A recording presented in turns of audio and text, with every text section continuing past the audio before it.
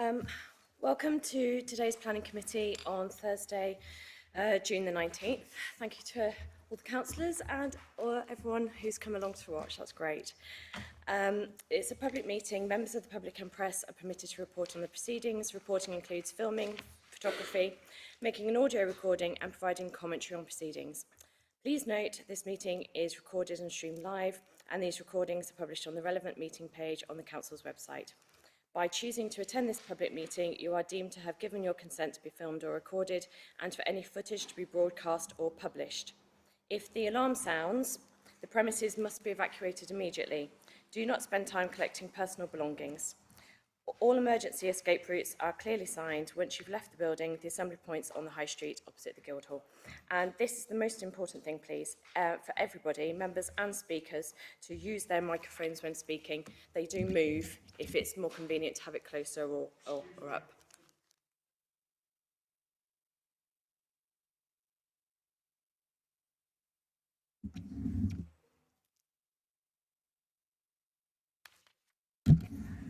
I'll move it just like I suggested for everyone else. How about that?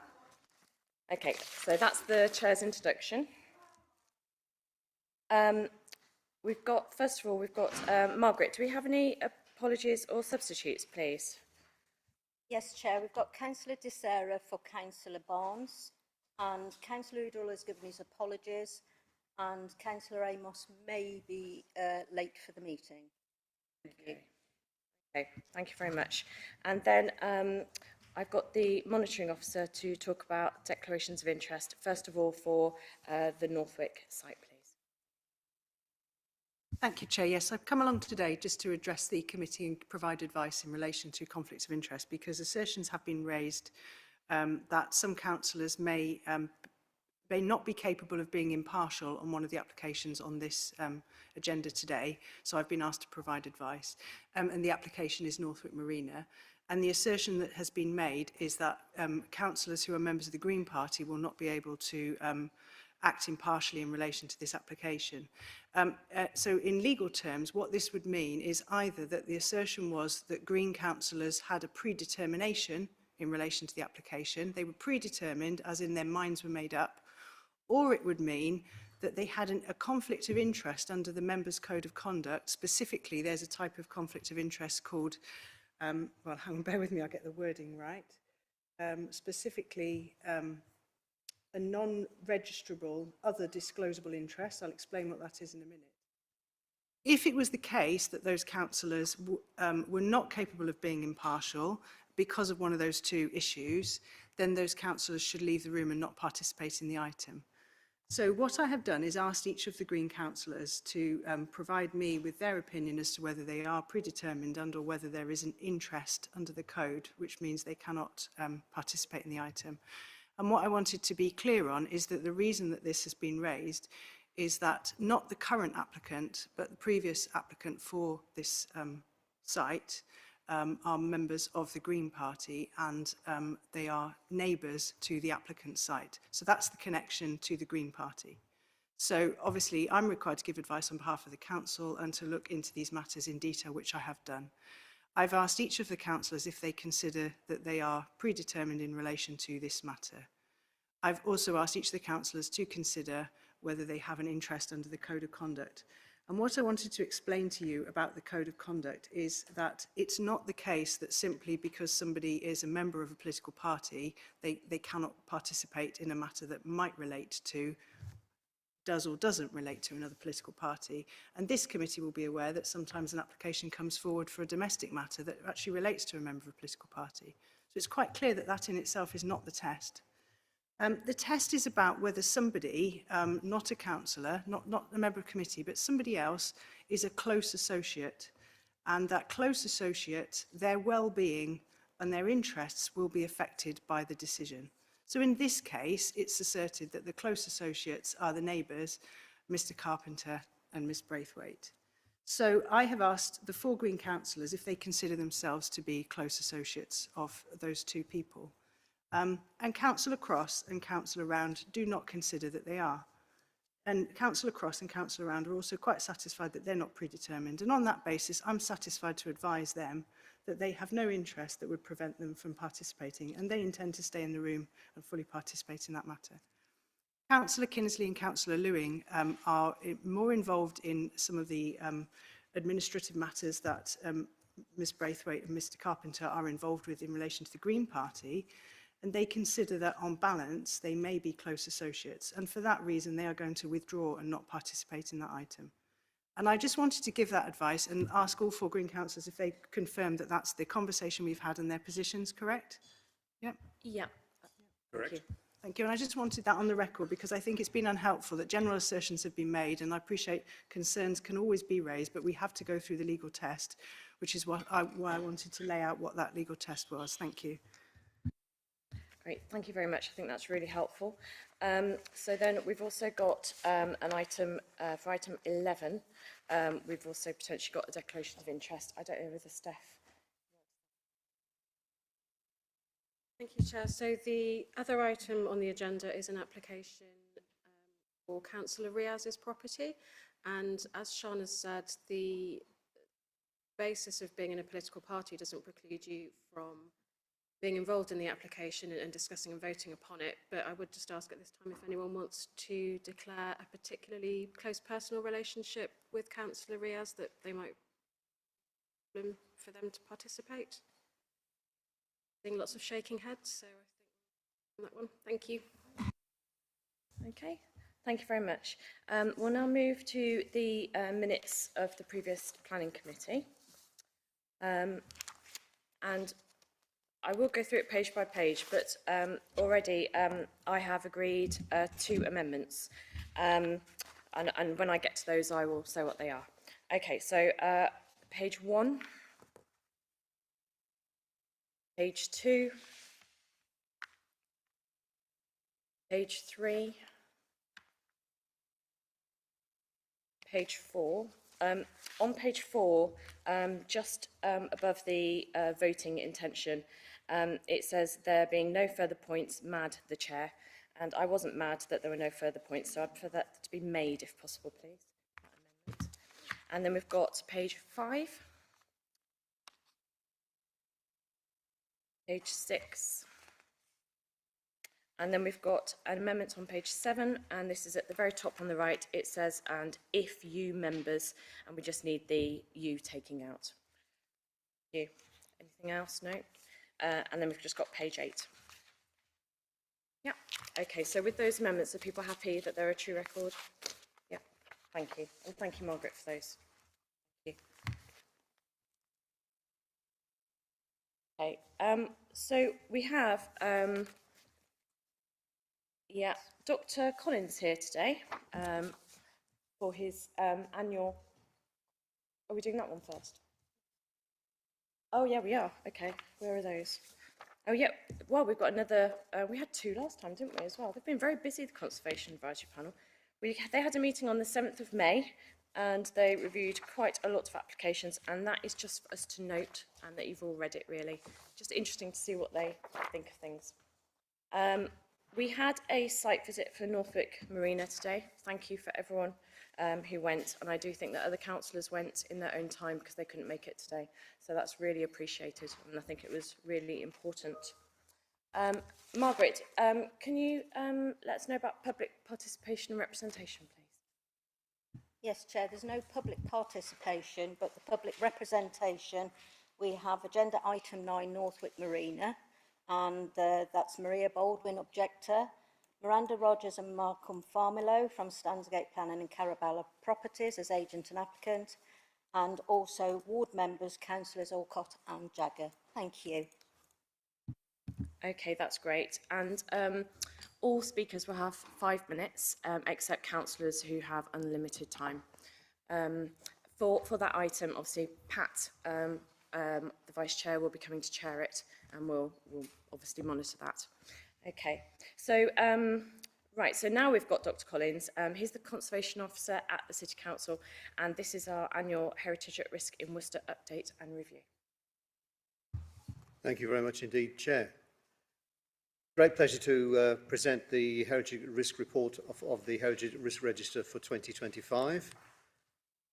We nearly went then.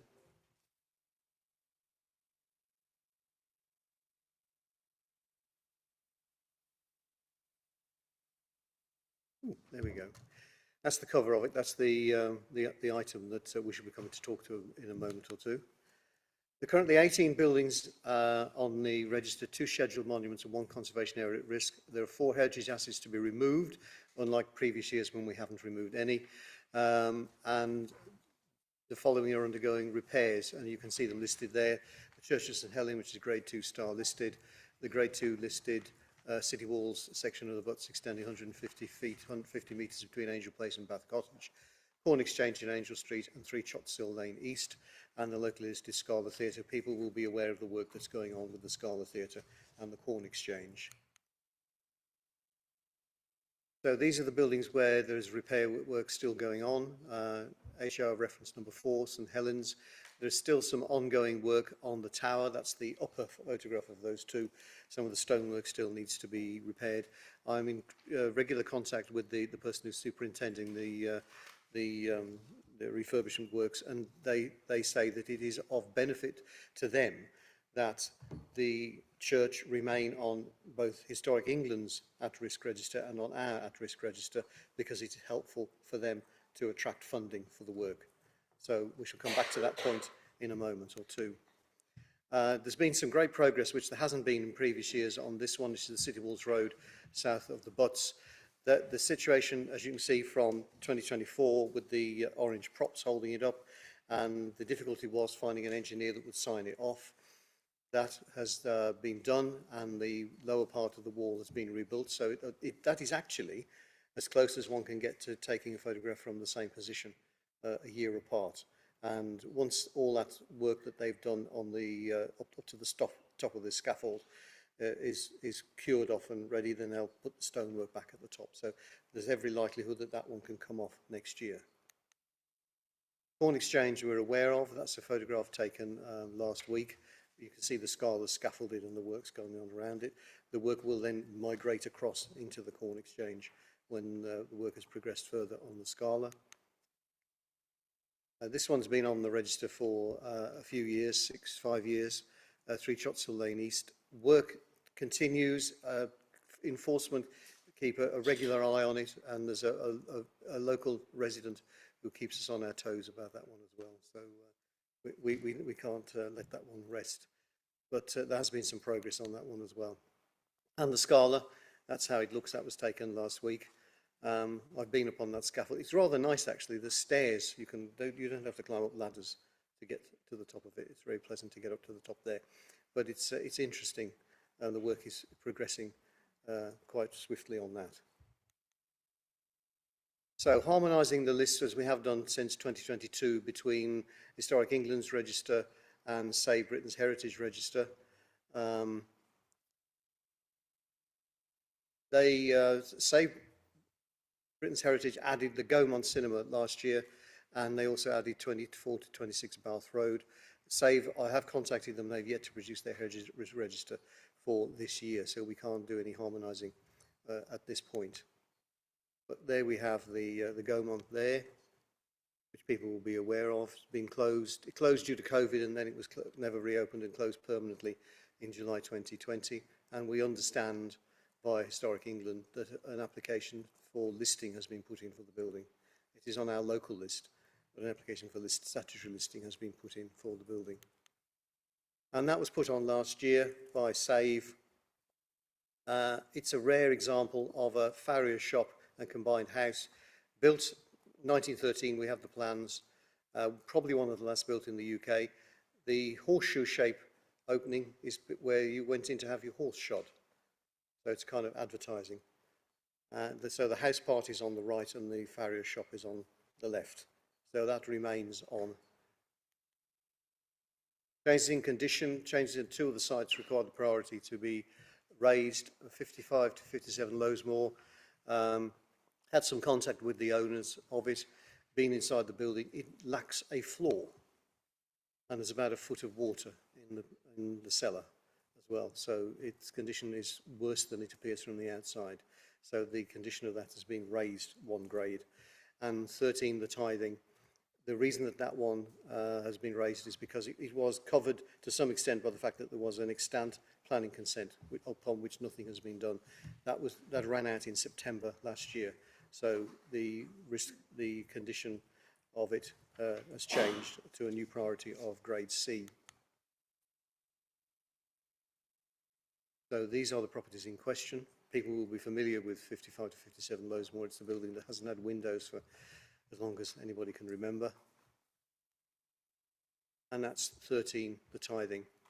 The consent expired 23rd of September 2024. One of the conditions of things being on the register is that they're not actively pursued if there is an extant planning consent to give the people the time to do something about it. At the moment that expires, then it's a matter that we can take through with enforcement.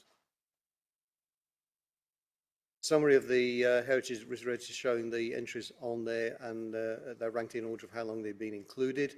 So the first items were added in 2006. The most were added in 2016. And it shows that most of them, 14, have been on the register for 10 years or less, and over half of them have been included for 5 years or less.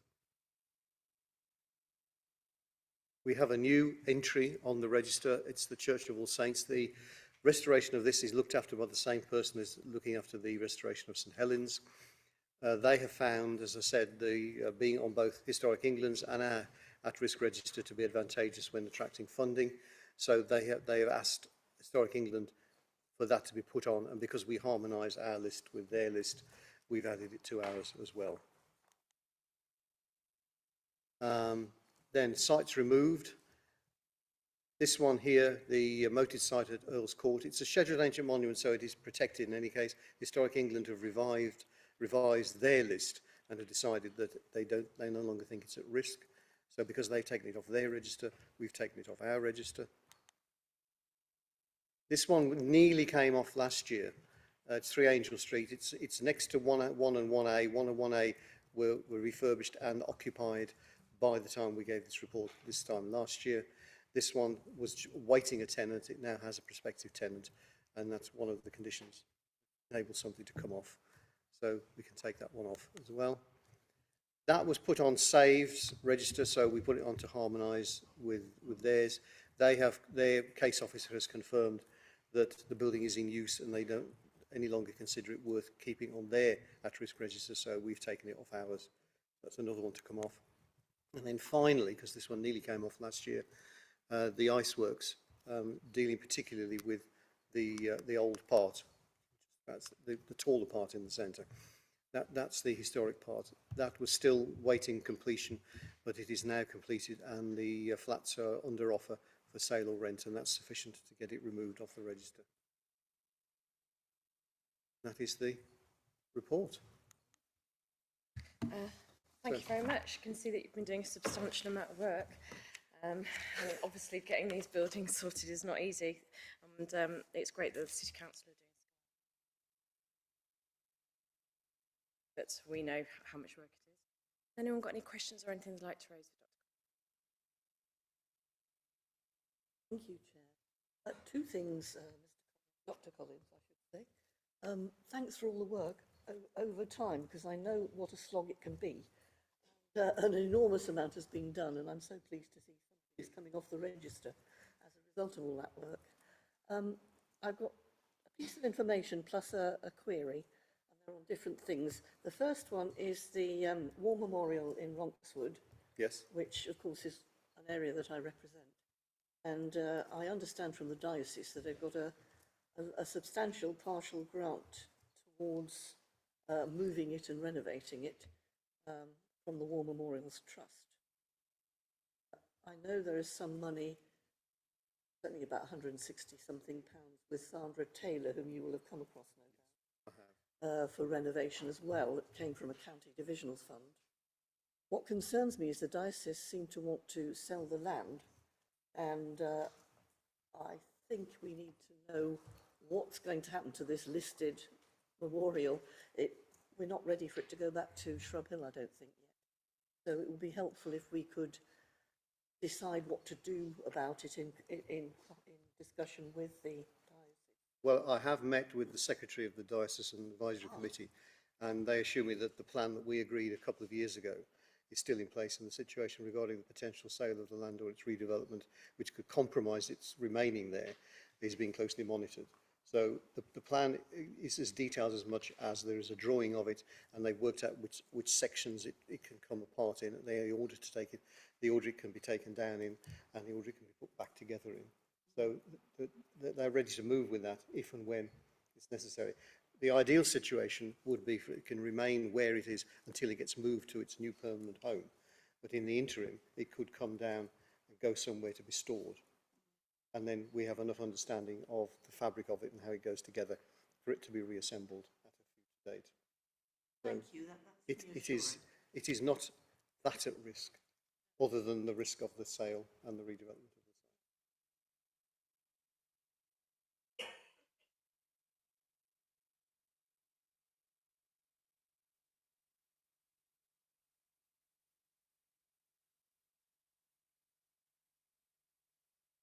the listed Georgian facades on the way up to the bridge, which are in an utterly dreadful state, and a lot of rotted pilasters and so forth. They look terrible. And since they are listed, and I know you've written to landlords, and I don't know where you are with that at the moment. I can tell you, and I'm grateful to you, Councillor Agar, for raising this at Chair's briefing on Tuesday, because it gave me an opportunity to contact various people. I've received a reply from the property management company yesterday, Wednesday. There has been a delay, and it's been caused by the fact that the properties are up for sale. There was a sale which was going through, and that fell through, and it's now up for sale again. And they haven't really had anybody that they could go to sort of bill for their work, effectively. So they've been in a bit of a state of limbo about it. They've now got quotations for the remedial works to the doorways, and they'll be instructing a contractor shortly, and they'll let us know when the date is confirmed for the works. Thank you for that. I've also asked for the condition of all of the doorways to be considered, rather than just the obvious ones where there are failings. Councillor Smith, did I see you put your Thank you, Dr. Collins, for your report. I did raise this matter last year, but many residents in my ward have asked me to raise it again. It concerns the condition of the old Powick Bridge. I know Councillor Amos, who hasn't arrived yet, is equally aware of it and equally concerned. We feel that Powick Old Bridge should be included in the Heritage at Risk Register. It's a medieval bridge of national importance, due to it being the site of the Battle of Worcester and an important part of Worcester's heritage. In the winter floods of February 24, it suffered a partial collapse. The damage was most likely due to the considerable build-up of debris, including tree trunks, during the floods. Following the collapse of one of the bridge's wing wall arches, Worcestershire County Council has been very, very slow in undertaking remedial works to the bridge. The support structure to support the damaged arch was not put in place till March of this year, and much more work needs to be done if it's to withstand the floods that will come next winter. So we therefore feel it's imperative that it's given at-risk status. I thank you for that. I think that the answer I gave last year is relevant here. It is the administrative boundary between the City of Worcester and Malvern Hills District Council. It is the Malvern Hills District Council part of the bridge that's damaged. That's not washing our hands of the situation, but I'm just explaining there is that administrative difference. And it is a county bridge, and it is county highways who are dealing with the matter. If members think that it's worth putting on the Buildings at Risk Register, then we'll happily include it in the future editions. Yeah? Okay. Why not? And then I've got Councillor Ridge. Thank you, Chair. One very simple question. I was shown the City Walls Road, the wall next to the City Walls Road, the viewing, I want to say platform, but you know what I mean, the dip where you can go down the steps to have a look at the wall. And the historian was very concerned because there are weeds and buddleia growing out of the wall, and he said the more vegetation that sort of gets a hold on that wall, the more water leaks into it and the more frost damage you get, and that's going to get worse and worse. It's a mess anyway because it seems just to collect rubbish as broken glass. He said he can't take school groups down there because for health and safety reasons. What should be something we're very proud of in the city looks more like a bit of a dustbin. But it's the concern over the damage to the wall that I think I'm trying to raise here. Is there anything we can do about that? Is it sort of on your agenda, as it were? Not specifically that portion of the wall, but we can get in touch with the people who manage the site and make sure that that does get cleared. I mean, when that was constructed, I did actually point that out. I said this is a litter trap, and it seems to be that that's the case. So we can act on that manner. The growth of buddleia and other things is concerning because it grows into the lime mortar, and it does, as you say, it allows watering. If you get watering, it freezes, it expands, and it causes damage to the stonework. So that's another matter that needs to be picked up with them. So thank you for that. And yeah, thank you, Dr. Collins, for the former Gormont Cinema Theatre on Foregate Street. I mean, it's a huge building and it's a huge frontage on that road. And I suppose the thing is, we've had quite a lot of concerns about how it's being kept while it's empty. And I know that enforcement officers. It's also been broken into as well. Yeah, it has. Yeah. So focus on that is. I don't know if members are aware that this is actually Dr. Collins' last planning committee.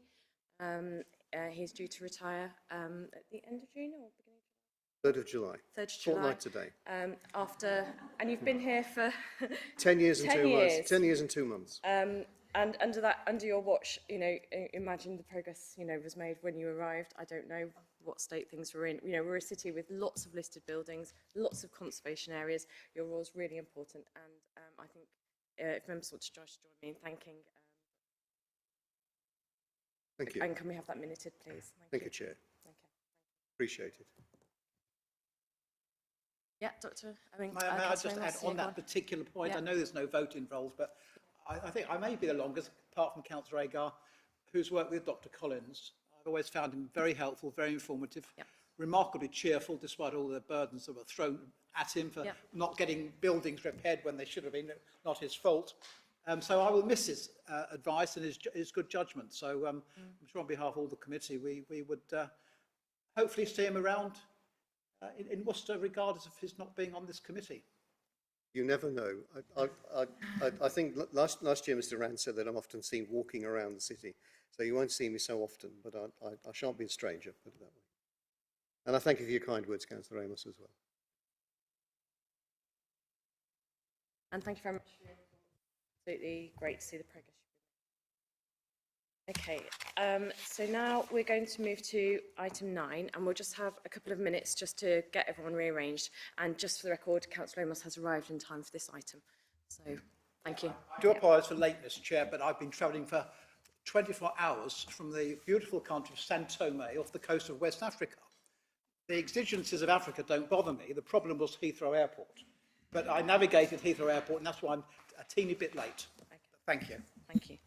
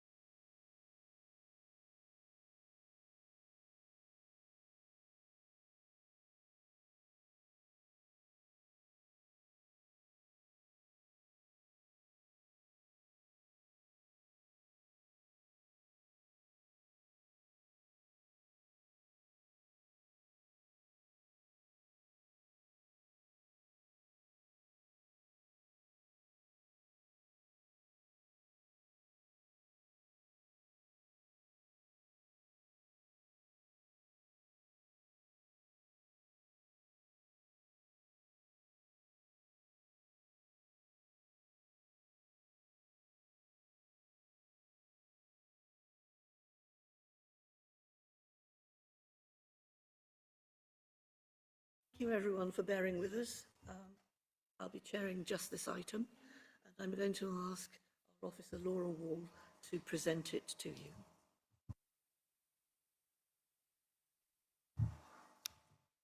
Thank you, Chair. I believe you're just loading up the slides.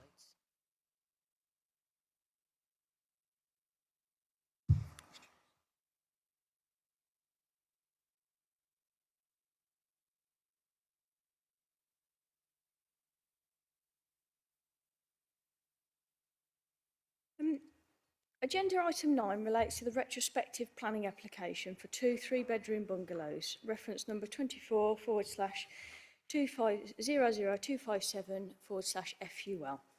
I'd like to take the opportunity to draw members' attention to the late papers in respect to this item that include additional comments and material from Councillor Alcott and a drafted heads of terms for a Section 106 agreement.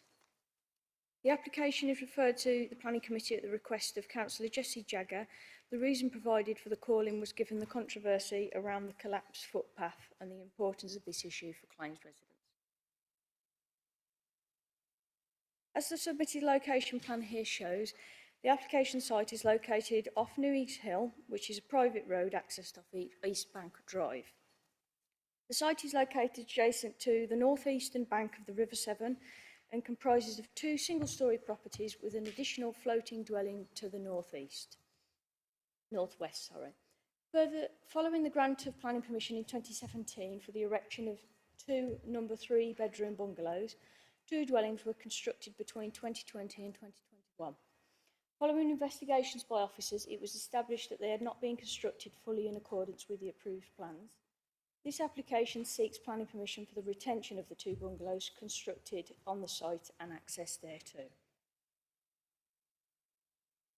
The constructed dwellings are shown on the Google Earth aerial image on slide with the oval floating house to the left of the photo.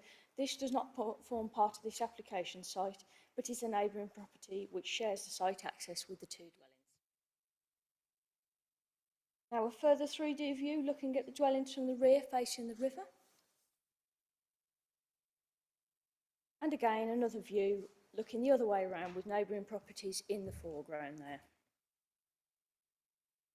And again here, a view looking back at the dwellings and the neighbouring properties from the way.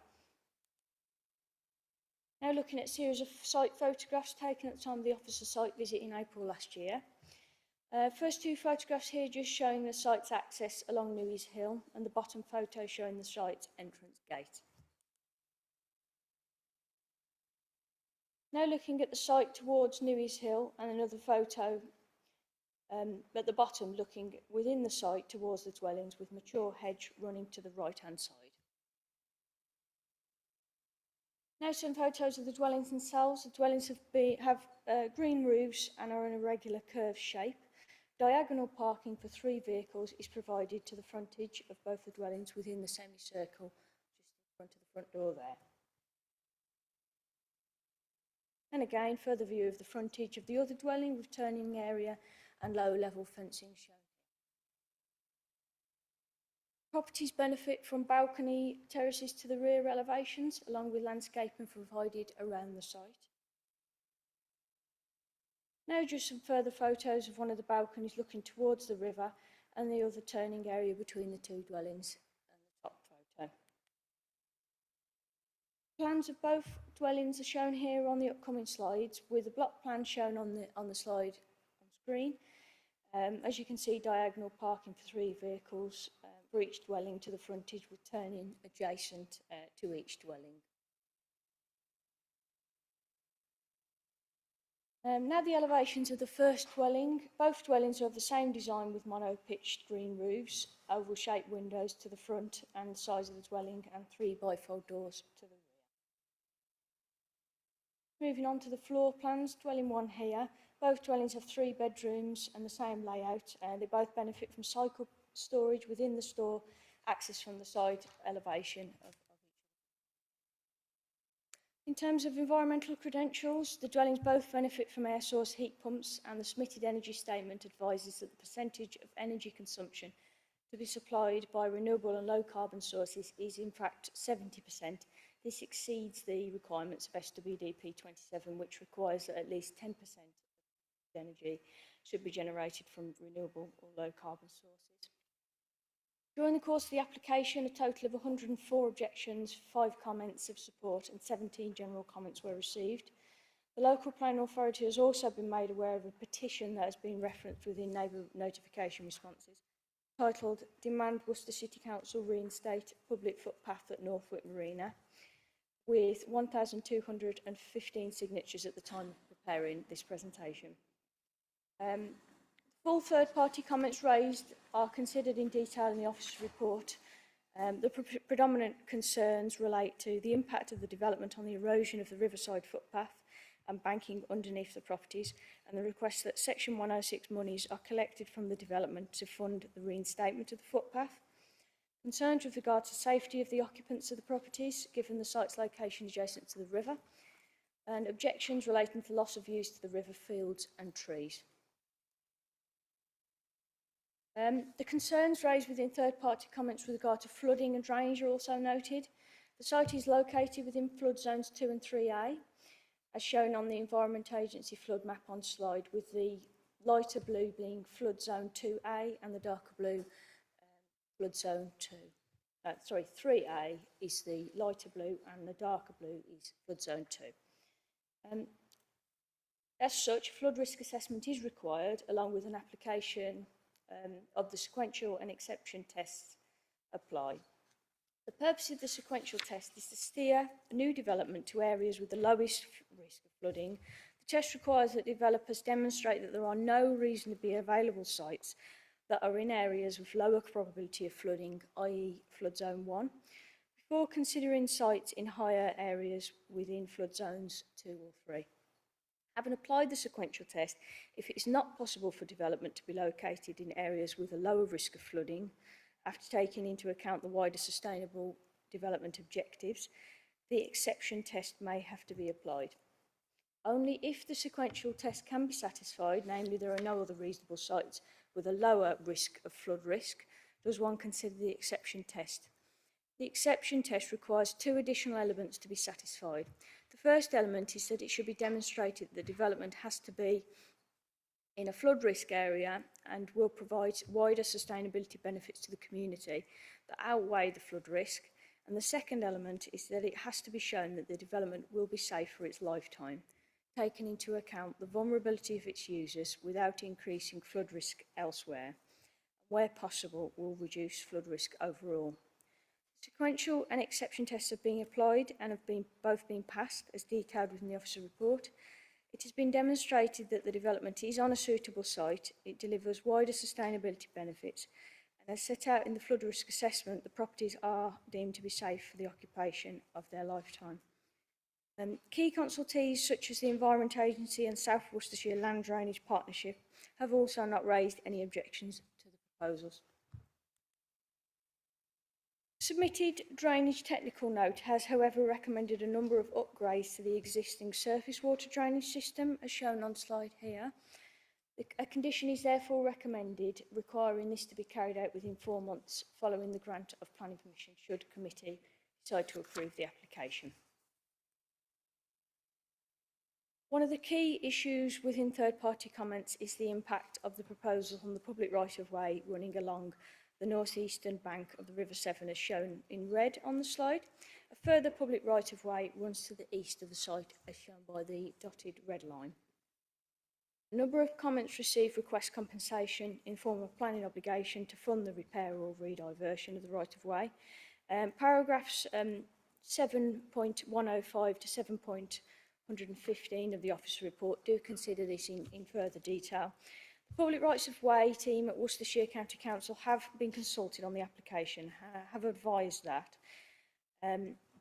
Part of the public right of way has been subject of a temporary closure order since March 2021 due to surface damage and the erosion of the path, which presents a danger to the public.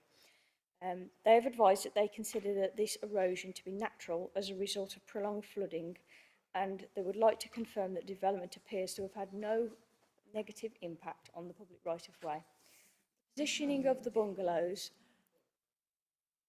Positioning of the bungalows subject to this application should have no effect on the public right-of-way and therefore have no objection to the proposal, providing that the applicant takes note of their advisory note and obligations concerning public rights-of-way.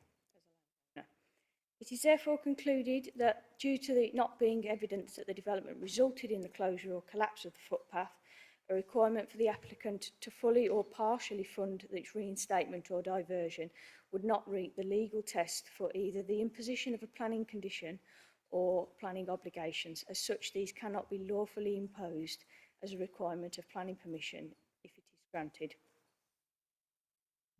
With regard to the concerns raised on land stability and safety, this has also been carefully considered as the properties have been built, assessed and passed under the building regulations.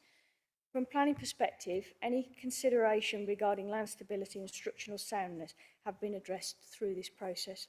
It is also noted that in line with paragraph 197 of the NPPF, the responsibility for securing a safe development does rest with the landowner or developer. With regards to biodiversity net gain, planning practice guidance confirms that the statutory biodiversity net gain of 10% uplift does not apply to retrospective planning applications. This is due to the inability to provide a pre-commencement condition. Nevertheless, a biodiversity net gain assessment has been submitted and does demonstrate that the development has resulted in an overall net gain of 10.81% in habitat units and 17.91% of linear units. This therefore accords with planning policy requirements. Heritage is another consideration at the site as it is situated within the Riverside Conservation Area. When assessed against the cumulative impact of the development on the Riverside Conservation Area, given the site's former condition as a boatyard, the development integrates well with the established character of this residential area. The conclusion aligns with the Conservation Officer's assessment that the development does enhance the Riverside Conservation Area.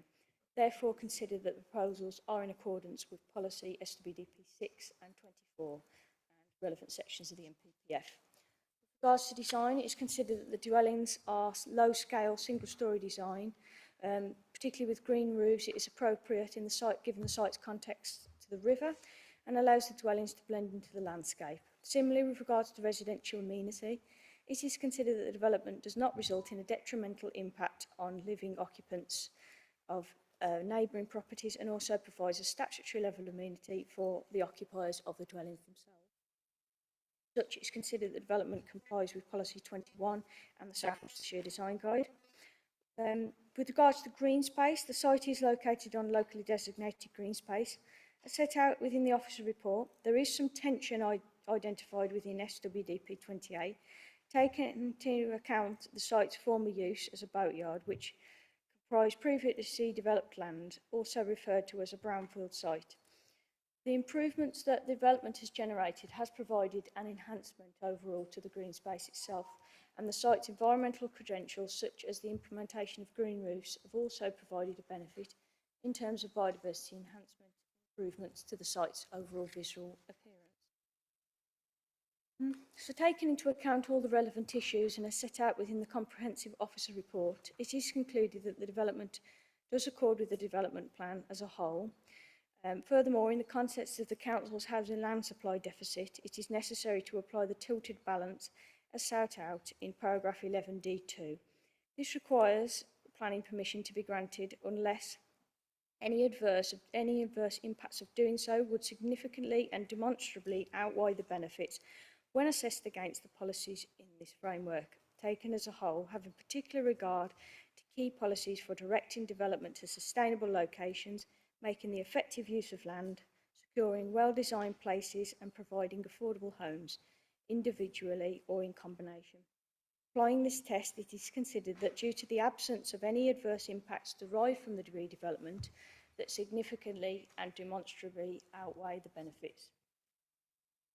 Since the publication of the agenda, in order to provide further assurance and enforceability to conditions 5 and 6 relating to drainage and landscaping, officers have produced a draft Section 106 heads of terms that are in your late papers. The recommendation is therefore now delegated authority to approve planning permission subject to the signing of the Section 106 agreement in accordance with the draft heads of terms and the conditions as set out in section 9 of the officer report. Yeah. Thank you, Ms Hall. Following Ms Wall's presentation, we're going to have a slight departure from the usual order of speakers. What I'm going to do is ask for members to speak first before the objectors. So I'd like to turn to Councillor Jagger first of all, if you'd like to come forward, followed by Councillor Alcott.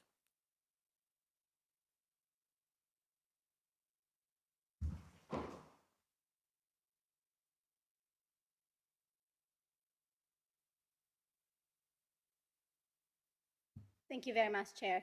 Can everybody hear me? As many of you will know, I'm the one member who called this application into committee because the issue of the collapsed footpath is of great significance to the residents in Claines. It is raised at almost every doorstep, and it has been the great subject of considerable speculation and concern. So we've come here to committee to represent those views as ward members, and our main aim is to ensure that our residents have the opportunity to ask their questions in a proper forum, so these questions can be answered publicly and by impartial and fair professionals. There are two key incidents at the center of this controversy. Incident 1, which was in November 2020, described by the County Council as natural erosion, led to the closure of the footpath. And then incident number 2 was around March 2021, which was described as a bank collapse, which then developed into slope failure by May 2021. Many residents accept that natural erosion played a role in incident 1.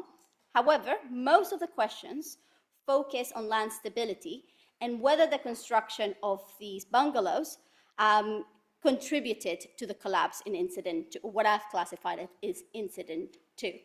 I raised this question at the County Council in January 2024, and I asked, can the County Council confirm the methodology and data used to reach this conclusion, and can the engineer categorically rule out no natural causes? I received a response from the County Council, and I'll just read an extract from this response, is the precise causes of the failure are uncertain, but it is likely that natural bank erosion, soil saturation during the long winter floods had an adverse impact on the stability of the steep slope. While this response mentions natural erosion, the response did not address the full range of questions that residents were asking. It did not fully explain why natural erosion was the only possible conclusion, and did not categorically rule out other causes. So for many, this remains the key and crucial question. So this has become the only forum where the residents can air their doubts and complaints, and for that reason, I privately submitted a list of questions to this committee, and I will read out some of those questions to enter them into the public record, and my colleague, Councillor Alcott, will then elaborate in some of the issues around those questions. The questions center around 3 main themes. So theme number 1 was, did the City Council take sufficient care in investigating land stability? Residents have persistently asked the following question. Was there any assessment of land stability after the incidents in 2020 and 2021? Given that the development was found to be in breach of the original planning permission, has land stability been reviewed? Has there been an investigation into claims of unauthorized land infill that may have advanced the slope crest closer to the river? Has the council considered whether infill weight or slope changes contributed to the instability of the footpath collapse? Have claims about the drainage system slicing through the bank and installing what residents refer to as an unguarded outfall pipe been examined? And has the developer provide a geotechnical slope stability report? And if not, will the council request this? Theme number 2 centers around the County Council and whether it has done enough to investigate the cause of the collapse. Residents continue to ask for clarity on the methodology and the data used to reach the conclusion of natural erosion. How do we know that is the only explanation? Finally, the last theme deals with restoration. There are many questions that remain on how much it would cost to resolve or whether the developer can be asked to contribute to this. So residents want to know if the planning committee can ask the developer to restore the footpath, especially could the council consider the use of Section 106 agreement to address harm caused by the developer, including to fund engineering works to stabilize the slope, securing contributions for the footpath restatement to ensure public access is restored safely. I see that a great deal of effort has been done to answer these questions, and these answers are now in the public record. But it is up for you to decide if those questions have been answered to a satisfactory standard. I realize that the law is clear in many of the answers, but this matter is before you because you are able to use some discretion and some of your judgments in situations that do not neatly fit into the box. Otherwise, we would be asking ChatGPT to do it. So all I ask is that you consider and probe the evidence presented to you, thinking carefully of the impact this will have on the applicant and the residents of Plains. Thank you very much. Thank you, Councillor. Do members have any questions for Councillor Jagger? Thank you, Councillor Jagger. Can you tell me about this unguarded pipe flowing into the river? Are you saying that that wasn't there before and that pipe was put in because of the development of the properties? Or was it an existing pipe that has more water flowing through it? I am not a technical expert and don't understand what the impact that could have on the slope. But I can tell you as a ward member that this pipe and pictures of this pipe come up regularly of residents suggesting that this may have contributed to the collapse of the slope. I don't know if it could or if it did. I have no way of knowing that. It's beyond my expertise, but I just know that it comes up consistently and persistently. Thank you. Andrew. Thank you. Thank you for coming and speaking and for the papers and information provided. What I was trying to understand is how many locations are there where where erosion or slip has occurred? Is this the only one? And how does that relate to the site? I'm also mindful of the detail that's been provided from officers as well in terms of how hands being tied. But it's important for, like you say, as much clarity to be provided as possible. So any information about the location of where the slip is, I mean, obviously I see the picture. This is the northbound of the two properties, is it? And I'm just wondering if there's any other areas of slip. Thank you. Again, I'm not an expert in this area. My understanding is that there are several sites where there has been evidence of what officers have referred to as natural erosion. So my understanding that it is common along the bank. The argument that the residents are making is that whilst there is natural erosion, the construction may have precipitated or made it worse. Again, that's not my opinion. I'm simply reflecting what residents have shared.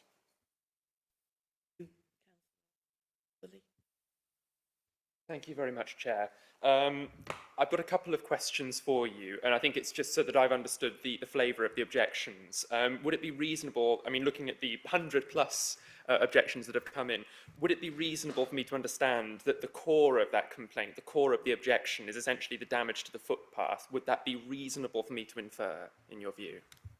Yes, I think that the footpath and the fact that the public will no longer have access to it because it's collapsed, it's completely gone, is a very important aspect of the objection, yes. And if you don't mind indulging me in a follow-up, really, this is sort of a hypothetical, and I can ask you, I wouldn't ask this of officers, they don't speculate and they don't do hypotheticals, but I would like to ask you, would it have made a meaningful difference, do you think, in terms of the objections that have been raised, had the original plan been executed as proposed and as approved, or was it made particularly worse by the change of location? Is that the view of the residents that has been represented to you? Considering that there is over 1,000 objections, I cannot speak for every single resident, but I would say that there is a considerable body of opinion that the changes in the planning application had a significant impact on the collapse. I don't know if that's the case. I am not an expert in this area, and this is beyond my expertise, but that is very much the view that many residents held. I've got one more. I promise not to be too much more cheeky. It's just really to get a visualization of the pipe, because I think what we can see in these photos is sort of the after I think what I'm missing is a sense of the before. Where was the pipe situated in relation to the rest of the bank that surrounded it before the collapse? Do you have any sense of that? I have visited the site once, and my understanding is that what I refer to as incident 1, was very far away from the, so if you imagine the bungalows, you have the pipe on one side, and then you have the initial collapse a very long way away from it. But as I explained before, many residents do not question whether there was natural erosion in the initial collapse or the initial erosion that closed the footpath. The argument is mainly the compounded effect of what they called adverse construction practices that precipitated the collapse and contributed to the complete erosion of the footpath, if that answers your question. It does answer my question. I'm very sorry. Based on just what you've said adverse construction practices. Could you shine a light on what you mean by that? That's not my term. It's a term that is being given to me by residents. I cannot tell you which resident in general, but there are lots of different claims that I do not have the expertise to evaluate. But they go from the slope of the construction.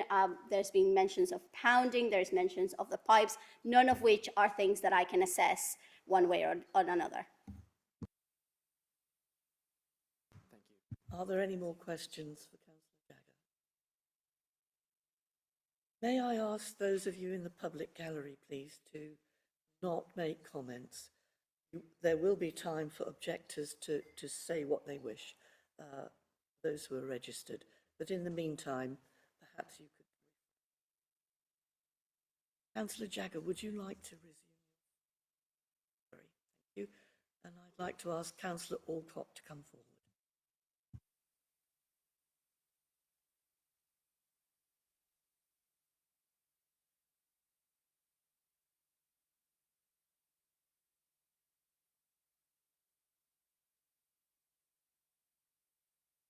And meanwhile, I'd like to direct members to the late papers number 3, which contains materials sent in to us by Councillor Alcott.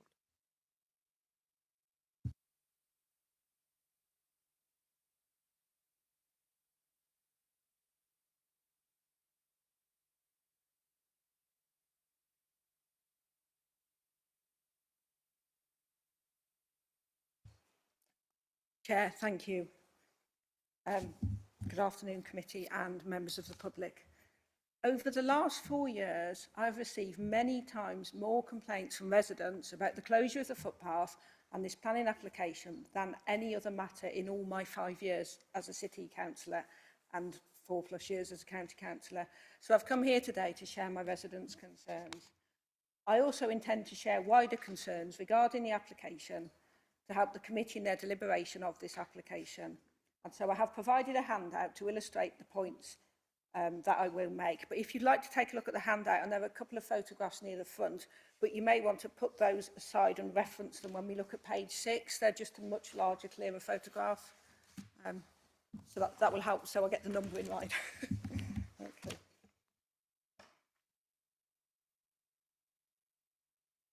And if everyone's okay with that.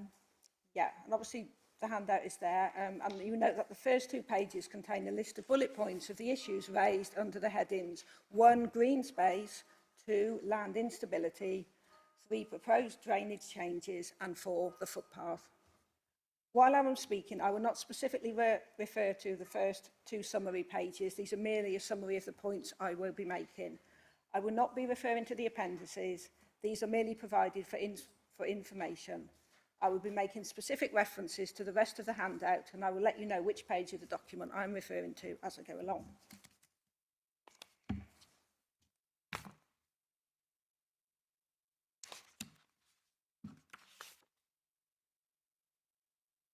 During construction works of the development under discussion today, a small section of a well-loved riverside footpath collapsed, and a length of footpath was then closed by Worcestershire County Council Public Rights of Way team due to safety concerns. Fences and locks were placed to prevent access to a long length of this popular riverside walk, and residents could no longer walk a short distance to access the river, to be surrounded by the peace and quiet of the natural environment. There are no longer any such places within easy walking distance of claims, and the sad loss has been devastating to the local community. Residents are angry that while the footpath closure has led to them being unable to access a beloved walk, it has led to a massive gain on the part of the developer and their next door neighbours. As a result of the footpath closure, they can now enjoy private access to the river and large increases in their property values, it is believed. My residents are further outraged by the lack of action from both the developer and Worcestershire County Council Public Rights of Way team, who 4 years after the footpath closure have so far taken absolutely no action to mitigate the repair or the damage, and neither do they have plans to do so. So when you look at the comments received regarding this application, the majority are, as referenced earlier by Councillor Kimberley, about the footpath. This application has also been the subject of an online petition with over 1,000 signatures. And with the petition, it was put that we strongly appeal to Worcester City Council to ensure the re-establishment of the public footpath at Northwick Marina as part of the retrospective planning application. As I said before, the petition received over 1,200 signatures and 50 comments. And so it was with great excitement and anticipation that concerned residents read in this agenda pack. The Head of Planning and Economic Development recommends that the Planning Committee grants planning permission subject to the recommended conditions set out within Section 9 of this report. And quickly turn to Section 9 to review the conditions, only to find that the conditions merely included the provision to upgrade the drainage system. It was very disappointing to see that the report contained no recommendation to protect or restore the path or green space. I've come here today to share my residents' frustrations and respond to Head of Planning and Economic Development's recommendation, not just on the footpath itself, but also on wider concerns and responsibilities which now rest with the committee today. Planning policy and green spaces, planning policy and land stability, concerns around conditional approval of drainage upgrades, the failure of the applicant to provide assessments regarding land instability and riverbank erosion.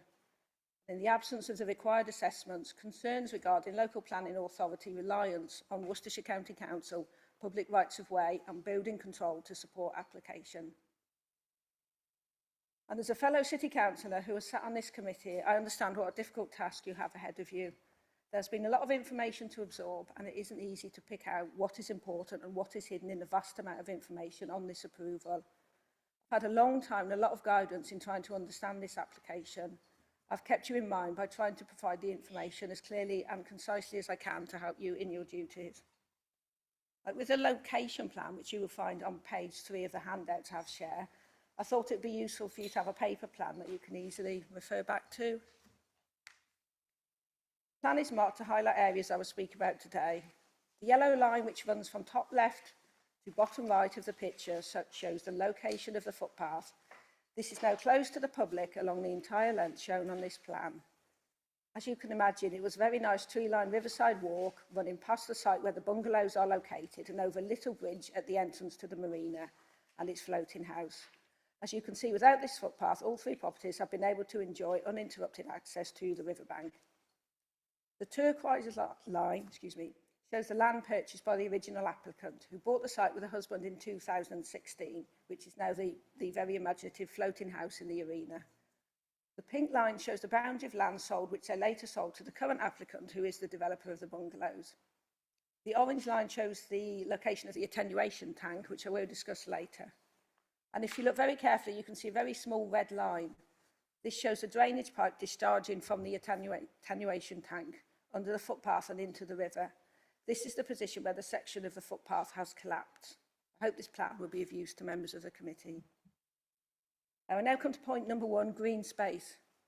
The development is sited within green space on the locally designated policy map of the South Worcestershire Development Plan, which is the basis for guiding planning decisions within the city. The reason the original application was brought before a planning committee was that it is contrary to policy SWDP 38, green space of the South Worcestershire Development Plan. In his comments on the original proposal, the senior planner at the time stated, "This proposal is not for a community or recreational use. It has not demonstrated that this green space is surplus to requirements, and the proposal does not secure any alternative or replacement green space. This proposal is therefore contrary to the recently adopted development plan, and there was a planning policy objection to the approval of this application." At the time, the committee voted in favour of development, stating, members welcome the proposal and, if managed well, felt that this would be an improvement to the site, which was currently derelict, and an enhancement to the riverside. And with the footpath remaining in operation, that small part of the site still retained the community or recreational use required by the policy. However, this time around, it is different. Public access to the whole length of footpath within this development has been prevented, and this green space no longer has any community or recreational use, and the entire footpath is likely to remain closed. On page 4 of the handouts, you will see a response to a Freedom of Information request sent on the 28th of April this year. The Worcestershire County Council Public Rights of Way team state that they have no plans to reopen this length of public footpath. Without the footpath, this green space has no community or recreational use. The justification for contravening planning policy at the time no longer exists. And with no provision to reinstate the footpath by way of planning condition or obligation, it is contrary to planning policy SWDP 38. It seems cruel that the report in the Agenda Pack justifies overriding this policy with the statement, it is considered that the redevelopment of the site, which is not publicly accessible, overall provides an enhancement to the visual and biodiversity qualities of the green space. Residents don't want a grass roof which they will never use. They want public access to their green space restored. Incidentally, there is another planning policy contravention, SWDP 28. Flood management states a minimum 8-metre access strip is provided adjacent to the top of both banks of any watercourse for maintenance purposes. It should be appropriately landscaped for open space and biodiversity benefits. This width may be reduced in exceptional circumstances where agreed by the local planning authority. Have exceptional circumstances been agreed to reduce this 8-metre access strip? There is no mention of this in the documentation that I'm aware of. The second point I would like to raise today is about land instability. Some of my residents have expressed grave concerns that it is not just their footpath that is in danger of collapse, but have suggested that the bungalows themselves may also be at risk, and I quote, of falling in the river. And I would like to draw attention to the public comments from Ross Nicholson, geotechnical engineer who has written extensively about land instability at the site. Residents who have visited the site by boat have given me permission to share videos they have taken. It is a shame that under committee rules I'm not able to present digital information. The videos give a very clear picture, but you can view stills, which you still find if you turn to page 5 of the handout. It's going to be page 6. When the bungalows were built, the bank was cleared, smoothed, backfilled and levelled to create a nice level surface from under the balconies down to the footpath. This was covered with a Hessian-type mesh covering which runs in neat parallel strips running from top to bottom of the bank. However, this bank did not remain smooth for very long. Bear with me.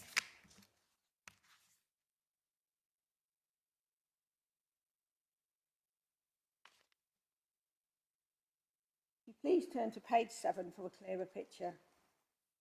The video this was taken from was made in September 21, and the damage is very clear. There is a deep gash in the bank and what looks like ground slippage underneath the mesh covering. Vegetation has already started to grow over the bank, and so the drainage is somewhat obscured in later photographs. And it is very likely that 3.5 years on, this drainage is hidden from view. So I present them today to demonstrate that the site may be unstable and the bungalows themselves may be potentially at risk. The land instability is mentioned at the end of a letter to Worcestershire County Council Public Rights of Way team following an inspection to assess options for footpath repairs. You can see that the survey was limited to visual observations, and although stating that the cause is uncertain, suggests natural bank erosion, soil saturation during the long winter floods and rocking of mature bank edge trees in storms have had an adverse impact on the stability of a steep slope that is compromised of variable made ground material. The government has particular guidance that planning authorities should follow for applications where they suspect land instability. This is summarised in the flowchart on page 8. Following the government guidance flowchart chart for local planning authorities, is it potentially affected by landslope or instability? Yes. Is there a developing the high-risk coalfield area? No. And we can only go as far as the third stage or the government guidance which states that the local planning authority requires the applicant to carry out a risk assessment to determine whether the risk can be mitigated. No such risk assessment has been provided with this application, so it is not possible to determine whether acceptable level. So to my mind, Worcester City Council's planning government guidance for planning authorities is to minimise the risks and effects of land stability on property, infrastructure and the public, help ensure that development does not occur in unstable locations or without appropriate precautions, and to bring unstable land, wherever possible, back into productive use. No risk assessment has been able to fulfil its duties, I believe, under the government guidance and cannot support this planning application. The report in the agenda mentions a number of representations and concerns have been raised with regards to slope stability and safety of the development, but dismiss these concerns and policy guidance by saying there is nothing to demonstrate that the proposed site is unsuitable for the construction of the dwellings or that they are at risk. The building regulations process has confirmed the safe construction of the dwellings, and based on the advice within the NPPF and PPG, any further considerations lie with the developer landowners and is not a matter that falls within the remit of this application.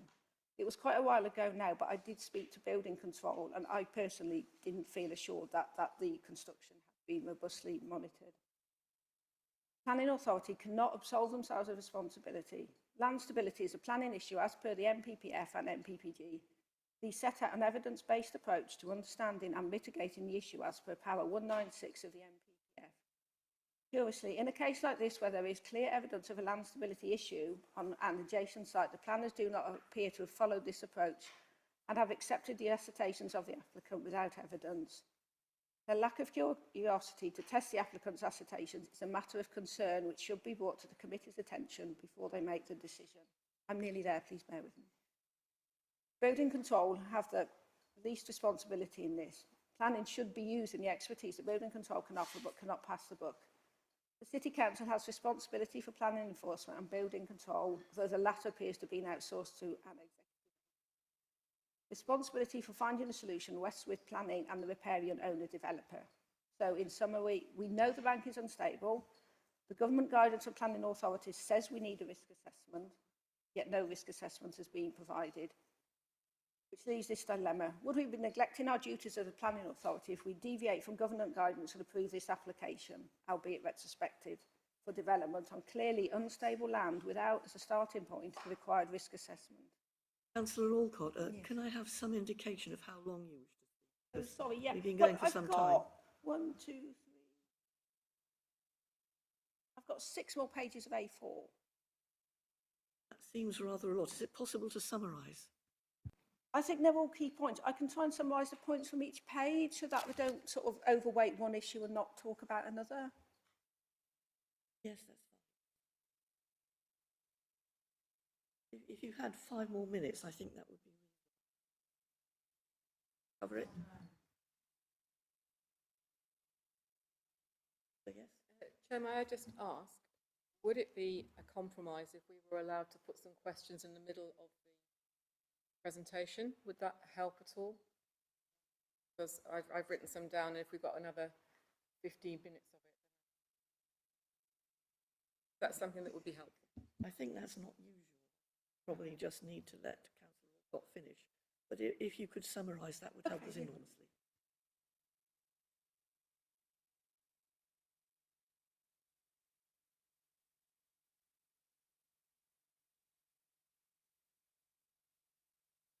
Continue, Councillor. Moving on from land instability, obviously we'd like to draw attention to point number 3 regarding proposals to the upgrade drainage system. And it is going to be difficult to cover this in summary. I will do my best.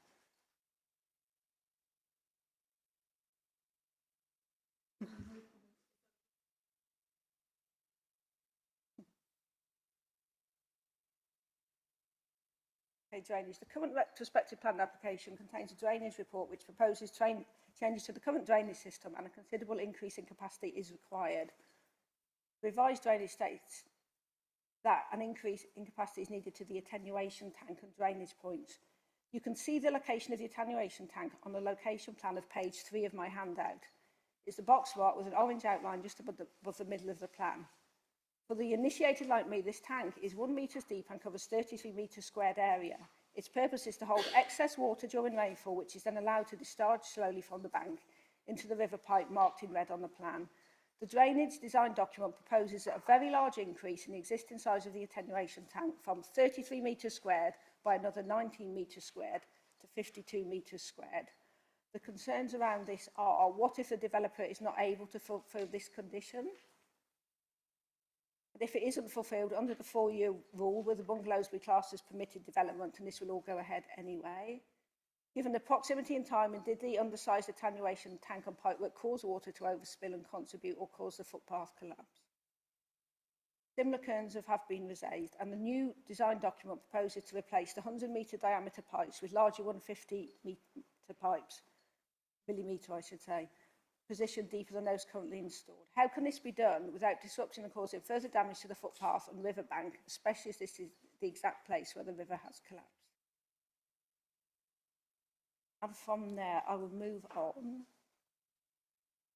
And I will come to my final point. I will talk about the footpath. Whilst it is acknowledged the footpaths are the responsibility of Worcestershire County Council Public Rights of Way team, the vast majority of my residents believe that the developer is responsible for the collapse of the riverbank, which led to the closure of their footpath. And they see it as right and proper that the developer should be made responsible to repair the damage. And they are looking to the planning authority and this committee to right this wrong. Now, it does refer on, we go and talk about a report by Jacobs, but obviously that is attached in the appendices, so hopefully everyone will have read or will have had time to look. I think just when we return back as well to the videos, and the first one, the stills as they are, obviously we've got the long drainage pipe sticking out onto the footpath and the end hovering over the river. I think surely that is an obvious indication of damage.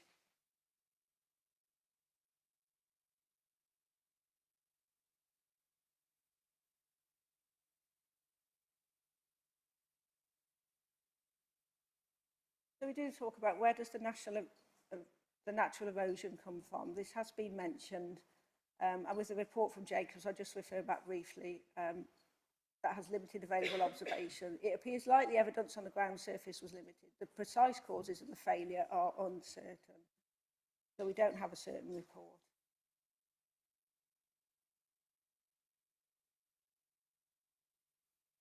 I think, okay, I'm going to go to the last page, but I want it on public record. I'm not happy that I've not been able to talk about this. As I say, it is the single biggest issue for my residents that I've come across in 5 years, and it's taken a significant amount of work of my time, officers' time. And I just hope and trust that this planning committee has read all these papers thoroughly, and if they have any questions, please ask. So referring to the last page, despite being allowed to reopen consultation several times on this application, allow the applicant to provide additional material, no assessment has been provided by the applicant regarding land instability or the collapse of the footpath. In the absence of such information, the report states that Public Rights of Way view that footpath erosion was natural, justifies a decision that the developer should not be required to reinstate the path. However, the Public Rights of Way view is unsubstantiated and may very well be incorrect. This view should not be used to inform this planning decision. The duties of the local planning authority cannot be properly fulfilled as the applicant has not provided the required risk assessment. I will conclude with just 3 points, with a reminder of the duties that the government has laid out for planning authorities to help ensure that development does not occur in unstable locations or without appropriate precautions, and minimise the risks and effects of land instability on property, infrastructure and the public, and to bring unstable land wherever possible back into productive use. I wish my colleagues here well in your duty scrutinising this application in the context of planning policy and government guidance, especially on the serious risks presented by land instability. And if you do decide to grant conditional approval for this application, I would like to ask the committee to include riverbank protection and repair of the section of footpath above the drainage pipe, and the reinstatement of the path as an obligation or condition of planning approval. Thank you for your time. Councillor, I'm sorry to curtail you like that. Thank you for the amount of detail you provided and for the information in the late papers. Do members have any questions for? Yes. First and then. Sure. So I'm starting to get a little bit confused as to what in general your residents are asking to see. Getting the impression that what they actually want not actually on stable ground. Because if the footpath is restored, but the instability is still in question, that would be a public risk. So there's been an awful lot of detail about the instability, lack of assurance around that instability. So what is it specifically on that in relation to the footpath that you're asking for? The residents are asking for, if planning is approved here, obviously the original application said it was only okay if it was going to provide green space and public amenity. If this goes ahead, there is no green space or public amenity, so they're looking for something to make reparations to that, and whether that's a part of the footpath or land around, or something in order that the residents can still fundamentally in practice access that section of the river footpath. Question. The land slippage, questions around that. How does that square against the objective to restore? I guess there are two things, aren't there? One is that residents are concerned about land instability, and I guess the question is, you have to look at the properties and think, would I want to purchase one of those? Do I view it safe? I would from a personal point of view. And I think the other issue is, if this committee deems it is safe and the land is stable, they would like to see some repair or recourse so that residents have some access to space around they have lost.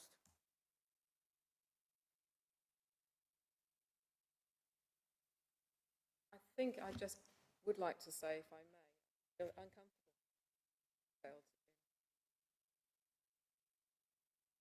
Don't have a time.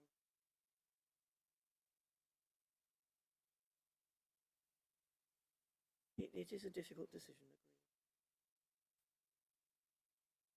Thank you, Chair. Yes, I echo my colleagues' comments about curtailment of members' unlimited time, but I appreciate there's a lot of detail here, and to give assurance that we have read through the details within the papers. I know personally from previous history what it's like to speak to committee and find, hang on, help. You know, there's a lot of stuff here. Does everybody get it? I've got two questions, please. The picture provided early on with the drainage pipe, tricky with the page numbering, but in the photos provided earlier, is that the only area of slip or erosion in the bank?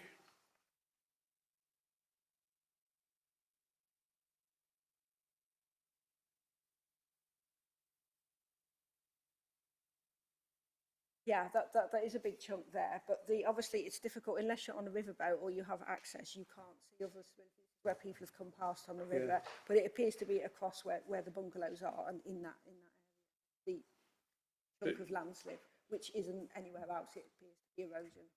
They're saying, so long as I'm hearing you right, sorry, you're saying that the only areas of slip and erosion are within the site as marked out in the planning papers? I think that's like, yeah, that's where there's been a big chunk of land that just appears to have fallen away. Okay, and that's the only area where slip or erosion has occurred that is significant in terms of the footpath? There is more erosion further downstream south. There is more erosion, but it doesn't look of you like that. It's much more natural petered away. It's not like a sudden drop. I mean, I am very mindful about what the planning committee's limitations are relating to what can and what we are allowed to condition. But I just wanted to get the idea of scale and areas, because I noted in the Jacobs report it spoke about a 250 metre section needing repair, which just by my own piece of string maths or measurements is far longer than the greater distance than the actual building site. So I just wanted to understand that. And also our colleague Jesse Jagger had stated there were several areas of slip. So I'm trying to get the feel of the balance as to what is attributable, actually what the harm is. I think there's a lot of natural. If we're being told there's a lot of natural, and there's one area where it's questionable as to whether it's related to the development work, what the impact is, how much, there's no, as Jacob said, there's no point doing an ad hoc repair for one spot. There's a 250 metre section that needs to be done. Is that then fair to then pin upon the developers to pin the whole repair on, I absolutely get and appreciate the need for public access to green space and blue space. That's not at all in question, but I think there's an element of balance here and also very strict limitations as to what we are actually allowed to condition. So I totally understand you. I'm not sure that this is an arena where we can make a massive difference and achieve what is clearly sought. Thank you. Thank you, Councillor. Kimberly. Thank you very much. I'm going to continue with my trademark rookie questions, if that's all right, Councillor Orcott. I'm going to go right back to an early part of your presentation, and then I'm going to zip forwards again, if that's okay. You talked a little bit about the concern being raised by residents around land value and the private access to the river. Functionally, that public access had been curtailed and it was effectively now only available for the private use of the people in those properties. Could you expand a little bit on what you meant by that point, please? Yes, certainly, and I appreciate access to public land. It's not black and white, and it's not completely a planning matter in every aspect. But yeah, there is a stretch along the land with the bungalows and the floating bungalow. There's a bridge which is functional and accessible. But it's this section, yeah, so it's not a huge section of the riverbank, but it's just a section which was a nice area you could walk along and you could continue to fields. But now that's curtailed away, you have to go a long, long way round and you lose complete sight of the river. So it's that loss of a public right of way and green space in quite a beautiful part of the, well, I would argue in Clay, it's quite a beautiful part of the city. I don't think it predetermines me to say. I very much think it is it's a beautiful part of the city, absolutely. I want to ask a more again, a sort of before and after question, if that's okay, because again, one of the things that I think, I mean, I have gone through all of the pages that you provided, so I hope that provides some comfort to residents listening in, that, you know, we are very much minded to take on board all the feedback that they have sent to us and that you have sent to us. But I particularly wanted to get a sense of the before. You talked about the slope and what was on it. I think it might be relevant for us to know what was actually on that slope, what kind of vegetation, if you recall, of course, and if you've got any recollection of what was there before it was cleared.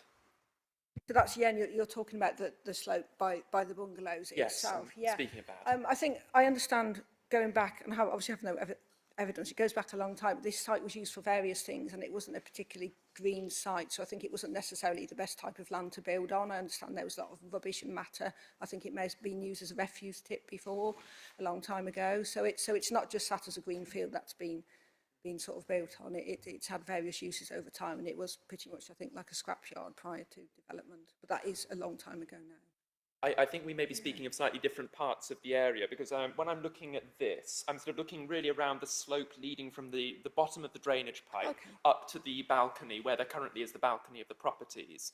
It looks as though that land has been reshaped or cleared in some way. Do you have any sense of what was on that before? I realise that there was obviously the marina at the top before, but I can't imagine that you would have had boats sort of sitting on that particular sloped patch of it. No, not of that. That would have been fairly green land. I say green, but not necessarily all green underneath. But it would have been there, and it would have been walkable as a pedestrian on that side. Okay, so it wasn't sort of dense brush or scrub or bushes or anything like that? Not that I'm aware of, no. Okay, it's just useful for my sense of context, really understanding the layout of the site. Thank you. No.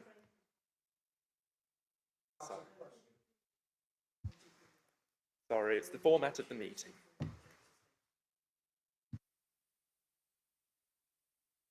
That's everything. Councillor Round and then Councillor Rudd. Thank you, Chair. Councillor Orcott, in your chronology that you provided, there's on the 20th of January 2021, you refer to the title deeds and a restriction. Obviously, that's not a plain matter, but what's the reference and the reasoning behind putting that in this chronology?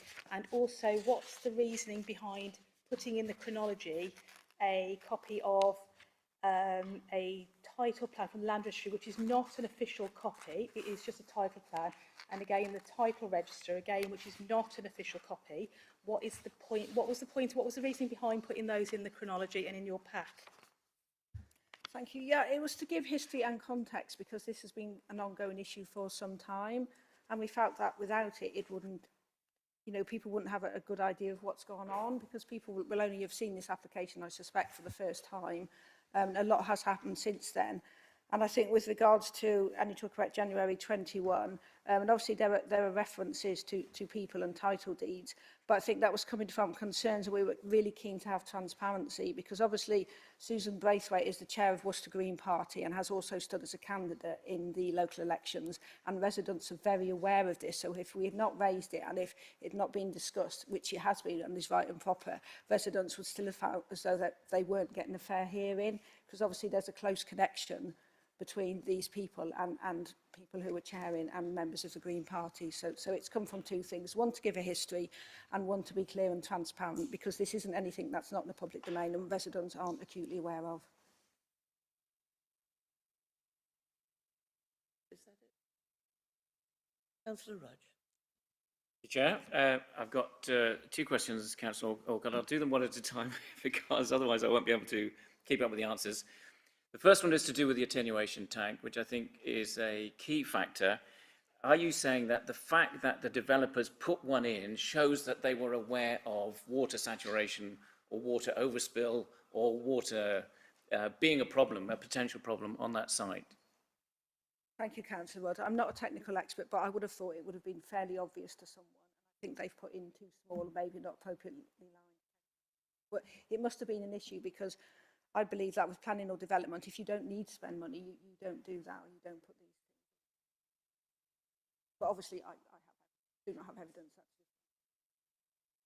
My follow-up question then is, bearing in mind that the developers put the bungalows in the wrong place, they were 3 metres one way when they should have been 3 metres the other, that potentially squashed the attenuation tank area. Is that a factor, do you think? Because the attenuation tank we looked at today on the site visit seemed minuscule. And I wonder whether, if the buildings had been put in the right place, that there would have been more space for the attenuation tank where it should have been, or where it currently is, but for it to have been bigger. Is that a fair assumption? I think that, I mean, it's difficult to know for sure, but that could be, yeah, that is definitely a possibility. That could be the reason why, but obviously we haven't got evidence. Yeah. Thank you. My final question, Chair, is this. Your comment about risk assessment, I'm interested in that. If you could just say a little bit more. Are you saying that you don't feel that sufficient risk assessments were done on this site, which I think we can all see is potentially extremely unstable, if not obviously very unstable, depending on your point of view? Clearly, it looks very unstable there. But are you saying that the risk assessments that should have been done weren't done, and that you think the development may have been different, or that it may have been done better if the risk assessments had been done? That's a key component that's missing. When you look at the site and you can see the damage, if that would have been done, it would provide more assurance. Thank you. Any more for any more members? Anything we've missed? No. Thank you, Councillor Orcutt. I'm going to call on our officer, Mr. Round, for a point of clarification. Through you, Chair. Just one point of clarification in terms of the attenuation basin, which I think was a question that Councillor Rogers just mentioned.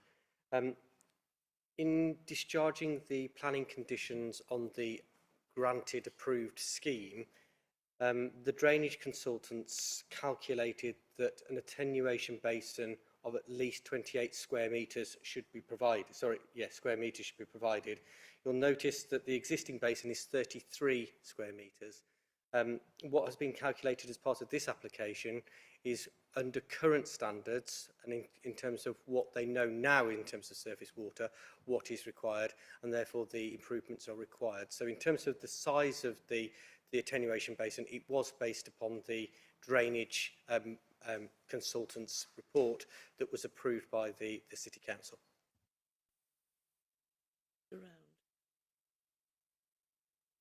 Now have a point where I would like to ask the objectors and agent to come forward. So the objector, Ms. Baldwin, if you'd like to come forward and let us hear what you have to say. You have 5 minutes, and the agent will also have 5 minutes. I created the online petition with change.org, which is received.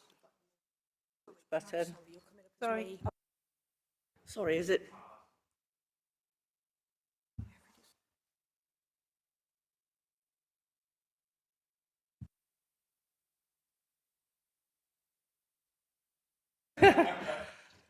Petition 1,215 independent signatories, 50 comments. And the petition specifically refers to this retrospective planning application. We strongly appeal to Worcester City Council to ensure the re-establishment of the public footpath at Northwick Marina as part of the retrospective planning application. And we want our green space back. That is protected by national and local planning policy, and without the provision for our footpath, then no part of this development is for community or recreational use. There's strong evidence to support the view that the developer caused the riverbank collapse, which led to our footpath being closed while the bungalows were being built.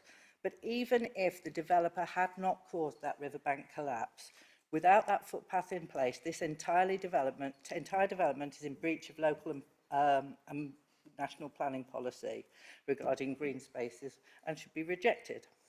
It's not good enough to balance the loss of community and recreational use by saying, don't worry about that, look at the biodiversity gains of this pretty grass roof. Is this the precedent that this planning authority want to set? Hey, developers, don't worry about protecting the green spaces or public rights of way. Stick a bit of grass on the roof and we'll pass it. So, unless our footpath is returned to us, we ask councillors to reject this application. It's been a huge disappointment that the planners have gone to great lengths to justify ignoring the comments received on this applications, and I'd like to guide the committee to answer to these unanswered questions. Why did they discharge the conditions of the original planning application regarding drainage and landscaping without the conditions being met? Why did they not require that the developer provide any protection to the riverbank around the drainage pipe? That's a standard thing, head wall protection. You don't just poke it out through the riverbank. Why have they still not insisted on riverbank protection in the revised drainage design? Why do they seem to have been bending over backwards to appease the developer, requiring additional information and reopening the consultation twice? Why, when they were asking for all this additional documentation, did they not ask for risk assessments and site investigations either for the cause of the riverbank collapse or the landslide above it, despite this being required to fulfil their obligations as a planning authority? Why did they use this lack of information from the developer to justify their excuse that there is no evidence regarding these items? Why did they require, on the highly questionable view of the Public Rights of Way team, that the footpath collapse was caused by natural causes to justify their excuse for not insisting on planning conditions or obligations for the developer? How am I doing for time? Okay, thank you. This key piece of information should be used to base planning decisions, should be based on engineering reports. The Public Rights of Way team are consultees with some degree of scrutiny must be applied to their view. Despite statements in the press, there has been no specialist engineering report by the Public Rights of Way team. The footpath collapsed at the point where the developer dug a trench through it and for his unprotected drainage pipe. The pipe then broke off due to bank erosion. Why are they clearly, I ignore that one, been covered. Why have they understated the significance of this vastly undersized attenuation tank and pipework as a limited upgrade and as a potential cause of the footpath collapse and land instability? It's half the size it should be. Water's been spewing over the top of it. And what about the land underneath, the extension to the attenuation tank? Is that stable? Yeah, 1 square metre of water weighs a tonne. There's 19 of them on made ground. The level of concern, 81 out of 86 people who've commented on this application have been moaning about the path. And lastly, why were late papers sent out at 6:38 yesterday proposing a new Section 106 agreement, because the developer doesn't even own the land where the attenuation tank is and where it's needed to be developed? And how is it possible for this committee to scrutinise this when it only contains draft heads of terms? and does not contain the letters required from the developer and the landowner. There are so many things about this application that make no sense. So we appeal to Worcestershire City Council still to reinsure the establishment of the public footpath at Northwick Marina as part of this retrospective Sorry, that's your planning 5 minutes application. now. Okay, so Thank you very much, Ms Baldwin. I am a former chartered building surveyor, so if anyone wants to ask me some of the technical stuff, I'm happy to Thank you. answer. Would you like to stay where you are and take any questions? Is that okay? Yes. Members, do you have questions? Thank you, Chair. I've asked the question of the councillors. I'm going to ask the question of you. I'm sure you see it coming. Do you have any sense of what was on the slope before it was cleared? Weeds. It was weeds? Yes. Okay, so would you say plants with deep roots or very shallow roots?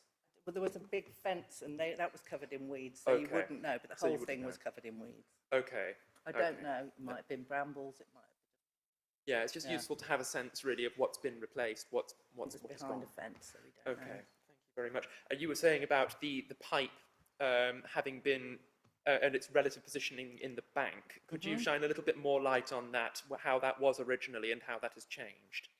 The pipe and the bank, that hasn't changed, but the big problem is that there was no riverbank protection. You're supposed to provide headwall protection, and it just, they dug through the footpath with a digger, I presume, and they can tell you how they did it, I don't know, and just shoved a sectional pipe in, which was, if it's undersized, it's going to be leaking, it's going to be washing the fines away, it's going to wash the footpath away.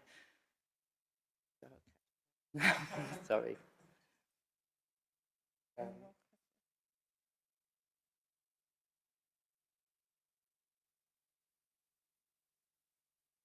you, Chair. Thank you very much for coming and talking to us, and appreciate. I also appreciate detail, as I'm sure many members will comment. Are you saying that the bank collapse leading to footpath closure is solely due to this development?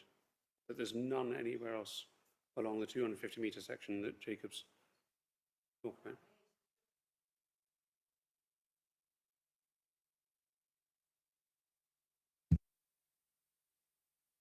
Oh, sorry, do I need to?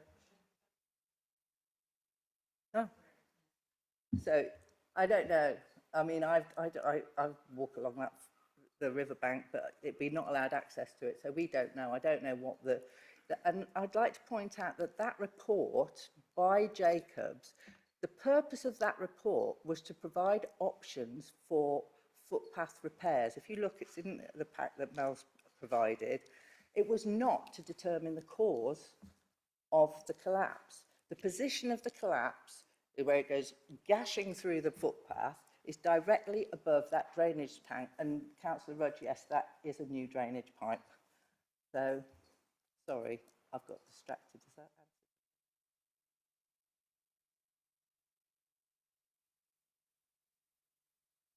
Sort of, I think. I mean, the focus has been upon that one particular area. Yeah, I don't know what they were talking about in that report. I don't know where riverbanks erode, but this one, there's a great big gash through it where the drainage pipe is.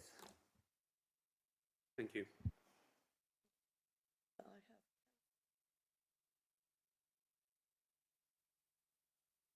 So we went to the site visit. I was one of the people going today. We weren't able to get down to look at the riverbank. But we were told just how far, and you can see from the map that's been provided, the sheer length of the requirement for replacing the path is much, much wider than the building site. You accept that, presumably? We're not asking for that. We want that bit that's been broken. Sorry. You accept that is the case, though, that the path that's gone, the path, much broader area than just I don't know where development that's site. come from. I don't know where Officers, that's come may I from. just direct my questions to officers just to clarify that before I move on? Through you, Chair.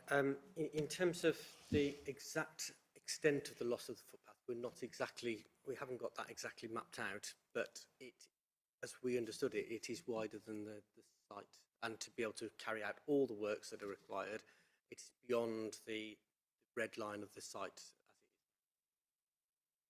Any idea of the degree that it's beyond, you know, what factor? Twice as big, 3 times, what? Through you, Chair, if you can leave that with me, I'll come back to you.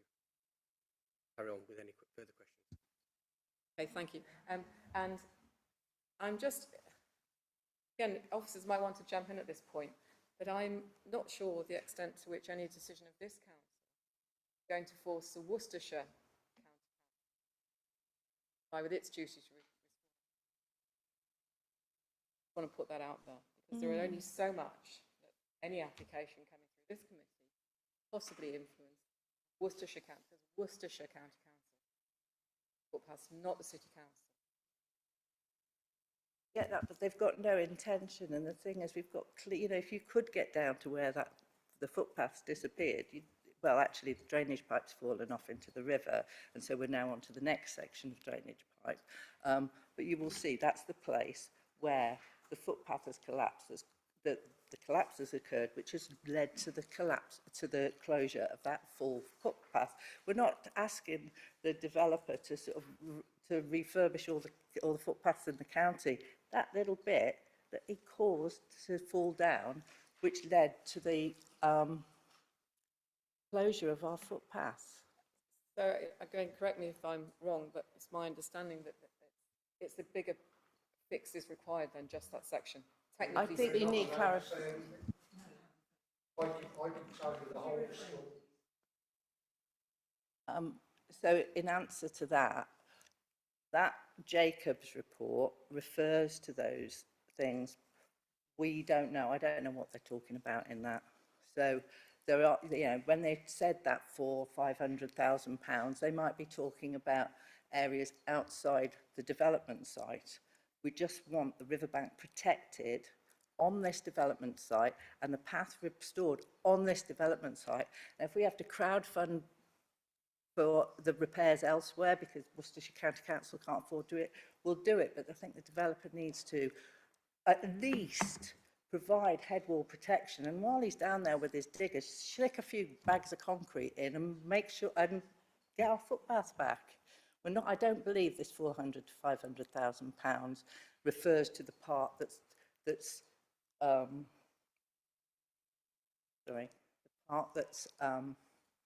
on this side, but I don't know because we can't go there. Okay, I just think it will be a bigger job, yeah.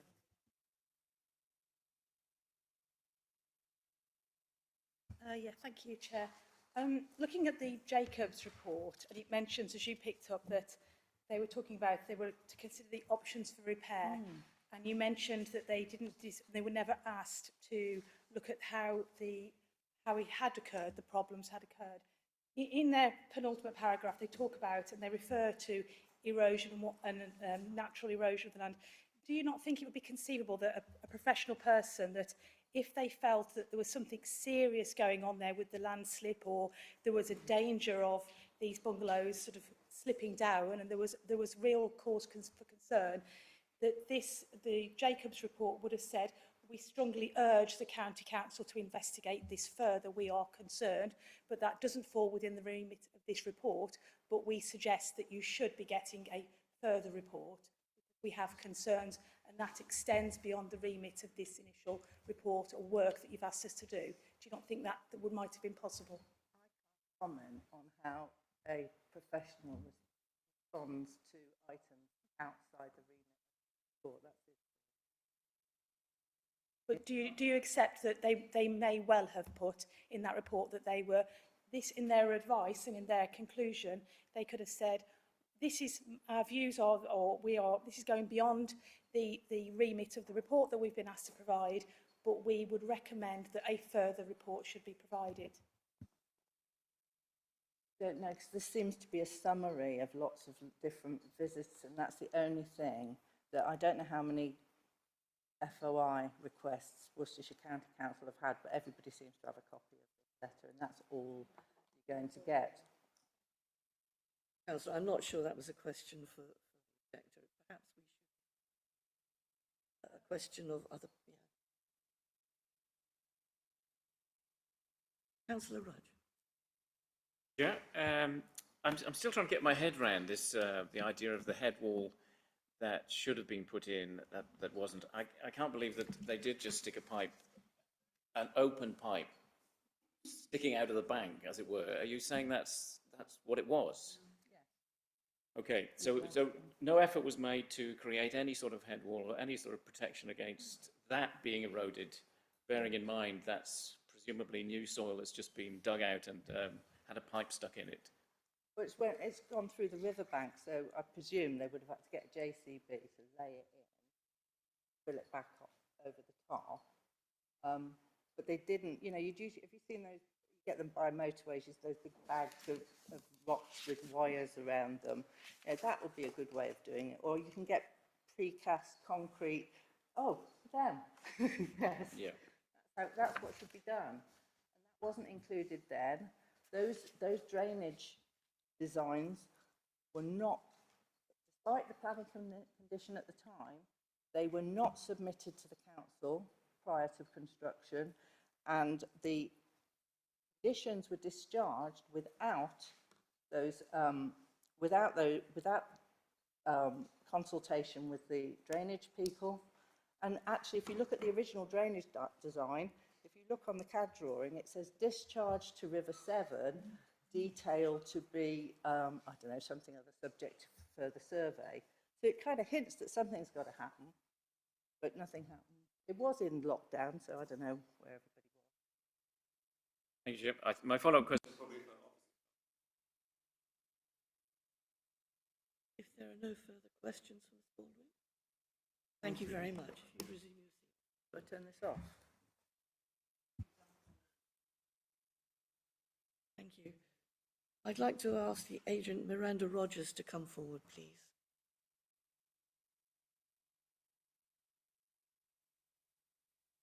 And the applicant, of course.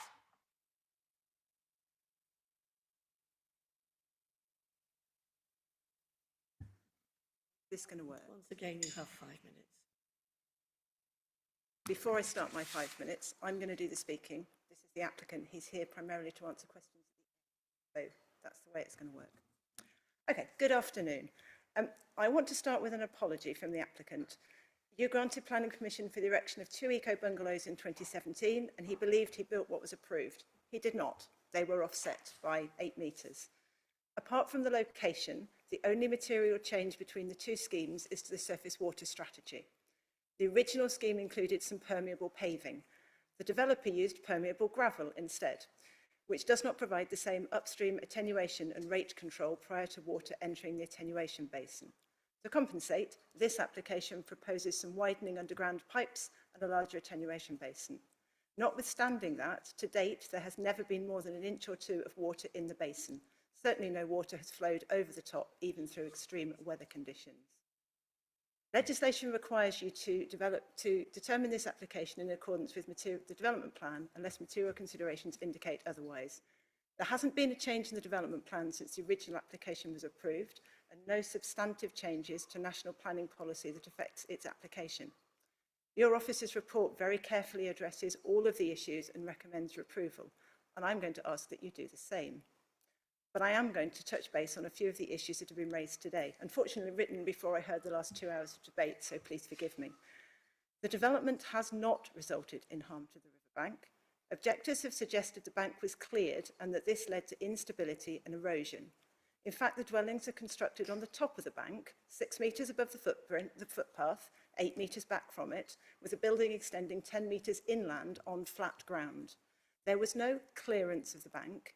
The apparently cleared pictures you have been provided with show an anti-erosion weed suppression matting, which was pegged at the top of the slope and rolled down. It's been long acknowledged that there is significant erosion along parts of the River Severn, including in the Northwick area, caused by regular flooding, fast-moving water and debris.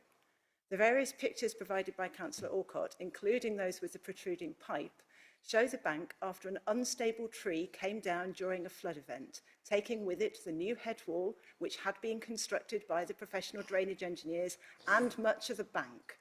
The development did not cause this, the floodwaters and long-term erosion did. I would add that prior to the commencement of the development, the applicant had a geotechnical survey undertaken. It did not raise issues with the land stability at all. The public footpath. I understand the debate about the long-term safety of the footpath started as long ago as 2012. The previous owners of the site were in discussions with the council about diversion, and in February 2019, the Ramblers Association acknowledged, in consultation about a diversion, that due to the problems of erosion, it was unlikely this stretch of the footpath could have a long-term future except at great expense, prior to the commencement of this development. The fact that the footpath is now closed is extremely unfortunate and undesirable, but it has nothing to do with the development under consideration. I'll repeat something that Laura said earlier. She said, the Public Rights of Way team confirmed, we consider this erosion to be natural as a result of prolonged flooding and would like to confirm that the development appears to have had no negative impact on the public right of way. I would also like to add that the residents of these bungalows have no access to the riverbank. Cannot get down to it. And even without the bungalows, the footpath would not be open. A detailed flood risk assessment accompanied this application. It confirms the development would not increase flood risk elsewhere or on this site. The dwellings are situated above flood levels, they will not flood, and there is direct access and egress to the buildings at all times. I've already talked about the changes to the proposed drainage strategy. Your officers are recommending a legal agreement to ensure that these works are done, and we are happy to do that. Green space. The application site lies in a designated green space where development is usually restricted. The council concluded in 2017 the site was unsightly and its historic boatyard use incompatible with the wider area. The proposal provides significant improvement, enhancing natural environmental qualities with visual benefits to the site and the conservation area in which it's located. Your officers concluded in the previous application that these benefits outweighed the policy conflict. An 8-metre difference in location should not alter that conclusion. And housing need and tilted balance. Worcester City does not have a 5-year housing land supply. As your officers clearly set out, due to the housing deficit, a tilted balance approach should be taken, with permission granted unless there are land protection policies which provide a strong reason for refusing development.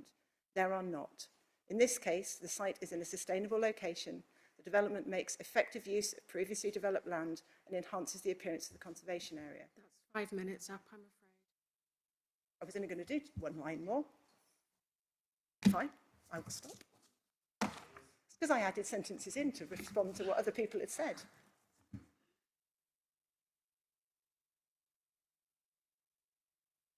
Yes. Thank you, Chair. Just two, if I may, for the applicant. The report starts by saying that the two bungalows have not been constructed fully in accordance with the approved plans. I would just like to get a bit more detail on why that was. I think if I heard your colleague correctly, she said they were offset by 8 metres. 8 metres is a big distance. So I don't know what that means or what the consequence of that offset is. So perhaps you could explain why that happened. Do you have bad agents, bad developers, or just thought you could get away with it? And the second question is, who actually lives in these bungalows, and is their residence permanent or temporary? Do people come and go, or is it permanent accommodation? Speak into the microphone. Thank you. So if I address the second question first, because it's a little quicker and easier. There is a long-term let in the one property, and the second property is currently Airbnb. The intention when the build was taking place was for them to be built and sold for permanent residency. Due to the issues that were suddenly raised when this bank collapse happened, I postponed the sale. I had actually sold them. I withdrew those sales while investigations were taking place, and that's the situation we have at the moment. One with a permanent long-term residency with a let, and Airbnb for the other.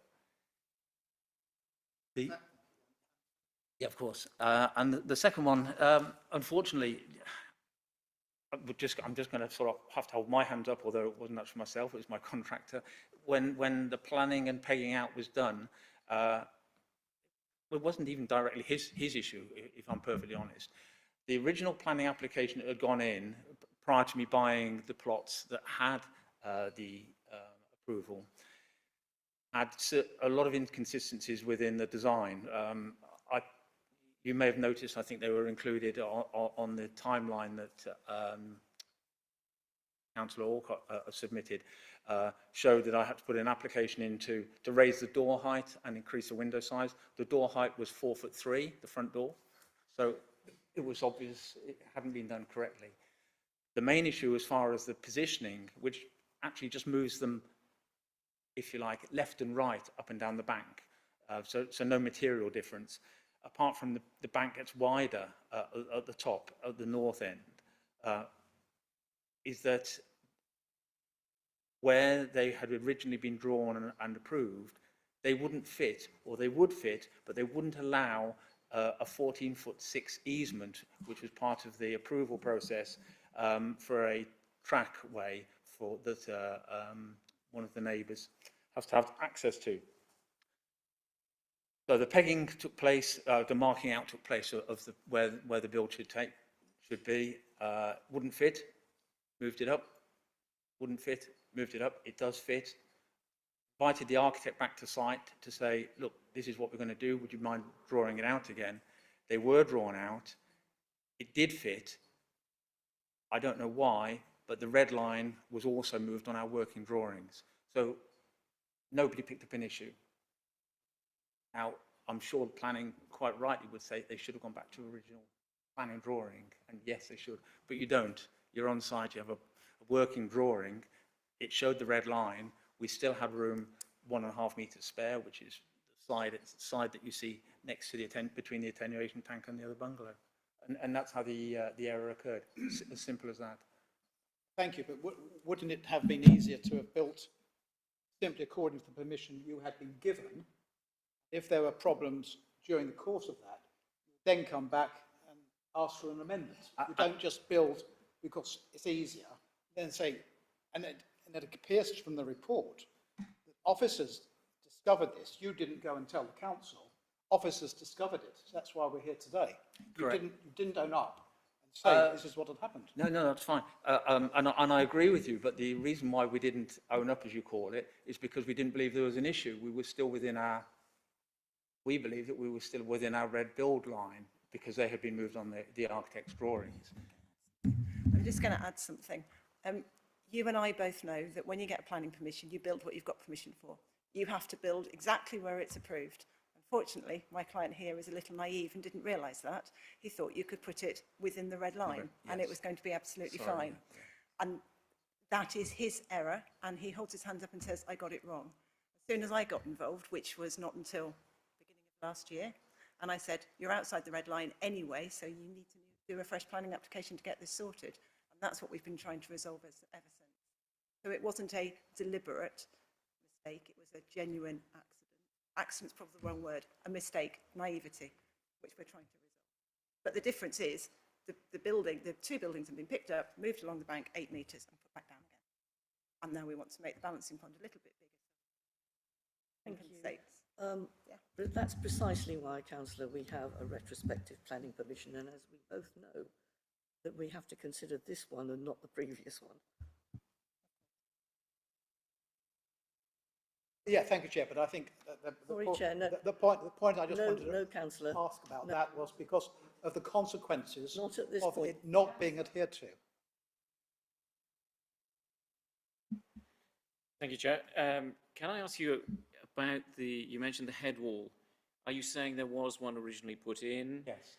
That the bank eroded and took that with it and has left this sort of open pipe? And if so, do you feel now responsible for doing something about that? And if so, what are you planning on doing? You do that one? I'll start and then he might pick me up. So yes, the attenuation pond was fully designed by a drainage engineer, as you would expect, to make sure that it all works with all the right approvals to do it. There was a flood event. The tree took out the head wall, which was in, created the problem that we have, and ever since then there have been problems with footpaths and planning, and we are trying to sort it out. The planning permission that we are seeking today enlarges the attenuation pond and will require a further approval of details of the drainage, which will include a new head wall and sorting out the pipework. It will get sorted, but we can't do it until we move through the planning process. Is that it, Councillor Rudge? Thank you, Chair. I just wondered whether, when you looked at the plans originally, how concerned you were that the attenuation tank wasn't on the land that you were building on. Was that a factor that concerned you, or not really? In terms of procedure, we needed all of the development to be within the red line site area. So as soon as I realised that the attenuation pond wasn't, I knew it required a fresh planning application. In terms of the ownership of that land, provided the owners of all of the land involved are on board, then there is no issue. Planning is not about ownership, it's about land use. I heard a comment before about, oh, there's going to be a section 106 to control the additional drainage, but we've got no confirmation from the other landowner that this will happen. Well, actually, I was asked to provide that day before yesterday. Those letters were provided yesterday morning. So we have letters from the owners of where the attenuation pond is and the landscaping to confirm that they are fully up to speed with doing this. There was already work on easements to make sure that it would happen and the control would be there in perpetuity. It's only paused because we are trying to sort the planning out. Assuming we can get planning permission, that will start straight away. And you've seen the heads of terms from 106, with which we are happy, and we will work as fast as we possibly can. Want to get those works done before we get into the autumn and the rains come, otherwise we're going to be delayed another 6 months. Thank you. We'll come back to that, Councillor, with our officers at some questions.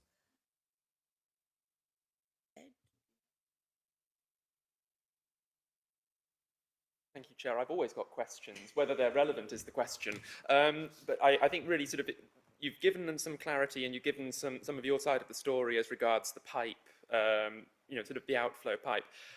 I do want to sort of follow a little bit on the question that Councillor Rudge asked, which was about forgive me, what was the term for the surrounding of where the pipe exits onto the stream? So the head wall. Yeah, what form of head wall was there that was taken out by the tree? It was a concrete head wall, and it was being specified by a civil engineering company, Cottrell Drainage. Okay, sort of like a big single-piece concrete slab, or? If I'm perfectly honest, I didn't see it. Okay. So I'm sorry, but I believe it was a preformed piece that was. Yeah. Sorry, I'm just trying to read what it says on here. It's all technical jargon. Here we go. So, we've got vortex flow control chamber with depths including head wall. We have integral pivoting bypass doors. We have concrete slabs. We have ductile iron covers and glass reinforced cement head wall. That's the invoice for that particular element of the works, and it's dated the 27th of October 2020. But no, I don't understand it either. Well, it's obviously difficult to judge what it did, because we've obviously got graphic evidence of what. Yes, yeah. But we don't have so much of what was.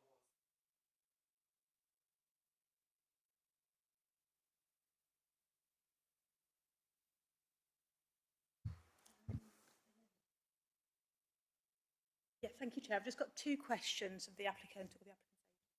One, you've touched on briefly that at the moment that you're basically unable to sell these properties whilst there's a planning issue ongoing, really, because I suspect any prospective buyers wouldn't want to buy or wouldn't be able to get a mortgage, would they? Is that sort of the situation, really? Is that you I really... wouldn't even be wanting to put them forward for sale with a query over planning. I mean, because if it got rejected, where does that leave a potential purchaser or a purchaser? The second question is, when you were pre-building these bungalows, just so I understand it clearly, you would have had a structural engineer, is that correct, to look at the site and to see about what impact this development could have on those bungalows, I suppose? You would want to go and build something knowing that it might be slipping down the embankment, surely. So is that why you had a structural engineer to go and have a look to see what impact digging and building would have? Is that right, to advise you? So you always have structural calculations done anyway. So I'm sorry if I'm saying things I don't need to. But prior to that, which I'd like to touch on, is we did have a full geotechnical survey done. And within that there was recommendations that it should be piled and not slab foundations, which is quite correct, it was made up ground. We then had piling borehole samples taken, analysed, they went off, and that all fed back to the structural engineer, who then designed the design and the plan for the pilings done and constructed and installed. And that was passed then on to the piling company that carried out that work. One final question, John? Thank you, Chair. Yes, one final question for me. It's just about the, so much information. I'm trying to get my head around the kind of risk assessment and building on unstable land. Did you feel, because you were building so close to the river and that the pipe was sort of feeding into the river, that the history of rivers being unstable and being eroded, was that sort of factored into your calculations at any point, thinking, well, you know, this bank may erode at some point, the pipe may not be secure, even the building in time may not be secure. I don't know, did that sort of factor in your thinking? I'm not sure if you've been to site, and forgive me if you have, but it actually isn't on the riverbank. You know, it's set some metres back and on flat level ground. It is made up ground, but it is flat compressed. It was a car park for many years, a boat store for many years. So the actual land that the properties are built on isn't unstable, isn't part of the slope. The balconies do overhang, but they just cantilevered out, so they're not actually on. I have been seeing it. I'm just wondering about the pipe that feeds into the river, because that's part of the construction or an element of it. Whether you thought, because we're building next to the river and we know riverbanks are unstable, whether that sort of factored into your calculations in the planning stages. Yes, of course. That's why we have drainage engineers and why we have structural engineers, because they do those calculations for us. A developer and a planning consultant doesn't do it, but we have professionals that take that into account. It's a requirement of every development. And we then submit our calculations to your building control team or a private building control team. In this case, it was the council. And they assess it as well. And if they're not happy with it, they're not going to grant it, and we're not going to be able to build it. And even if we did build it, we wouldn't be able to sell it. So why would you build it in the first place? So we do the assessment, and then it's checked by independent people. And then it gets built in accordance with the approved plans. And if a tree falls down and takes it out, that's unexpected. That's what happened.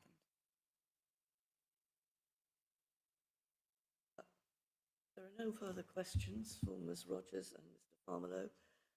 Thank you very much for your patience, and please resume your seats. This is the point at which, and I do assure you all that we will have a comfort break after this item. We'll try and get to the end of it first, though. This is the point at which we come to questions for our officers. Now, I think you had one there, Jill, really. Do we have an answer yet? Through you, Chair, it's impossible to find factually exactly the extent of the amount. You've got within your the late papers the photographs that show the areas of collapse. Beyond that, I've got no further evidence to be able to provide at this point to be able to demonstrate the extent of the loss of the footpath. But on those pictures, it looks to me like it's considerably larger than the site footprint of the bungalows. I would concur with that view.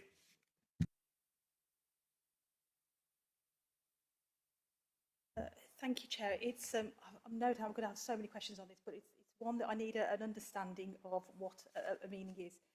Under 6.7 and under the Environment Agency comments, it talks about a riverbank landslip below the structures would be a matter for the hopefully riparian landowner.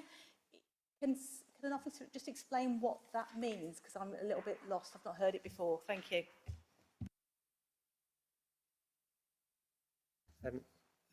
Through you, Chair, thank you for the question. In terms of what that means, it puts the responsibility and duty upon the landowner who's got any property that borders onto a watercourse. And that requires them to include maintaining the watercourse to make sure that it flows freely and preventing any pollution in terms of on the bank. So it's their responsibility to the watercourse and how that operates.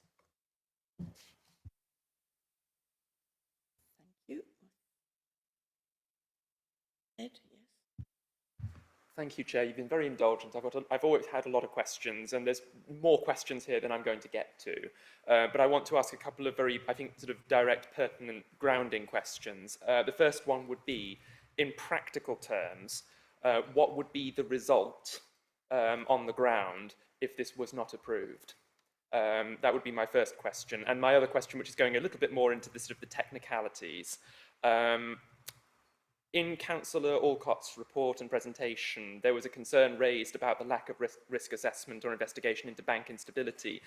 Was this not provided, and is it something we would normally expect to be provided to Planning Committee? Thank you. Through you, Chair, in terms of the first question in respect of a refusal, that would obviously, we have an open enforcement investigation, and that would be for the Head of Planning and Economic Development to consider a report considering what action was appropriate to take. So that would be a matter for consideration, and members are aware of those processes in respect of the local enforcement plan. In terms of the second question, in terms of the stability, I think as the applicant has rightly said, the PPG talks about ensuring that development is safe. So in terms of what we're looking at in terms of land stability, both the PPG and the NPPF talk about making sure that the development is safe. As set out within the report and in the presentation, those checks have been done through building control physically on the ground. We're in a position where we have that reassurance, and we're not in the position where development hasn't occurred yet. So we are comfortable and confident that those checks have been done by the applicant, and as the NPPF sets out, which is within the report, it is a matter for the applicant to ensure that development is safe, and we are satisfied that that has been done.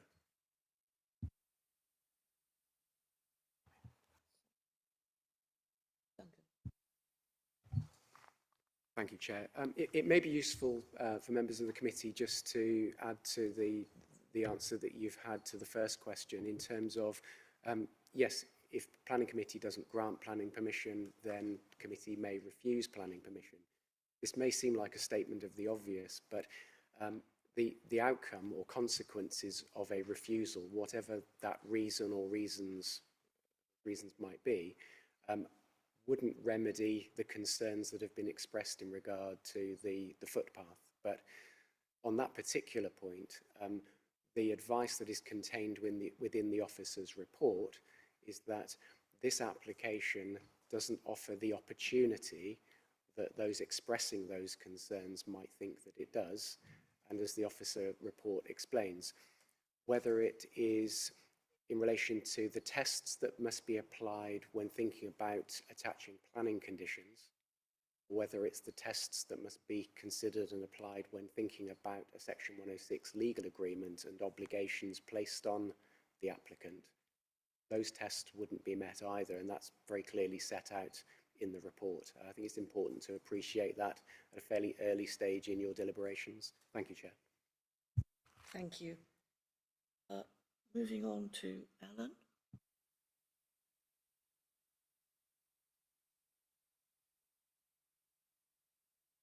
Mr. Lehner or not? Okay, I'll come back to you, Alan. Whichever, let's just get on with it. Thank you, Councillor, and thank you, Chair. I've just got three very quick questions, if I can, and hopefully these will be the last ones. I am correct in my understanding that the maintenance of the pathway falls with Worcestershire County Council. Is that correct? Yes. Okay. Would it be the case, and maybe the officers don't know the answer to this, if the County Council felt that the cause of the erosion of the pathway was caused by the negligence of the building of the bungalows, then would it have been in the remit or in the County Council to take legal action against the landowner? And then I've just got one final question on the Jacobs report. If I could have an answer about that, that would be great. Thank you. Certainly, Duncan.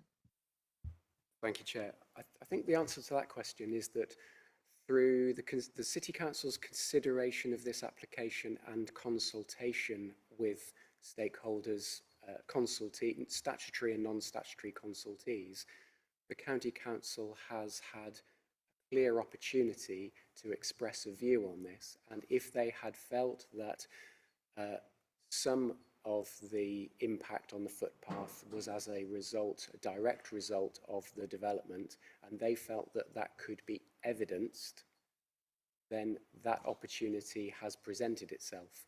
By looking at the committee report, you can see responses from the County Council.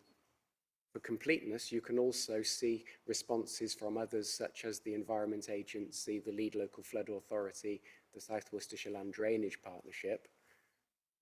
We don't limit what they can comment on and we don't tell them what is and is not relevant to their field of expertise. So you can put considerable weight on those consultation responses. Thank you, Chair. Thank you. That's really, really helpful, and that's what I expect, because the report is really comprehensive and all the stakeholders have commented, and at the end of the day, they're professionals in their own capacity. So in going on just quickly, it was the one question I'd raised with the objector about the Jacobs report, where in their report, they're just talking about, they've just been asked to come up with possible options. Am I correct in thinking in their penultimate paragraph when they talk about that they're saying that this has been, the problems with the footpath has been caused because of erosion? If they felt that there was something else there, they perhaps would have said in that report, well, actually, I think a further report should have been done. Is it, or am I perhaps jumping around too much? Through you, Chair. I do think we need to be cautious. We can't know what was precisely and comprehensively in the mind of the author when they wrote that report.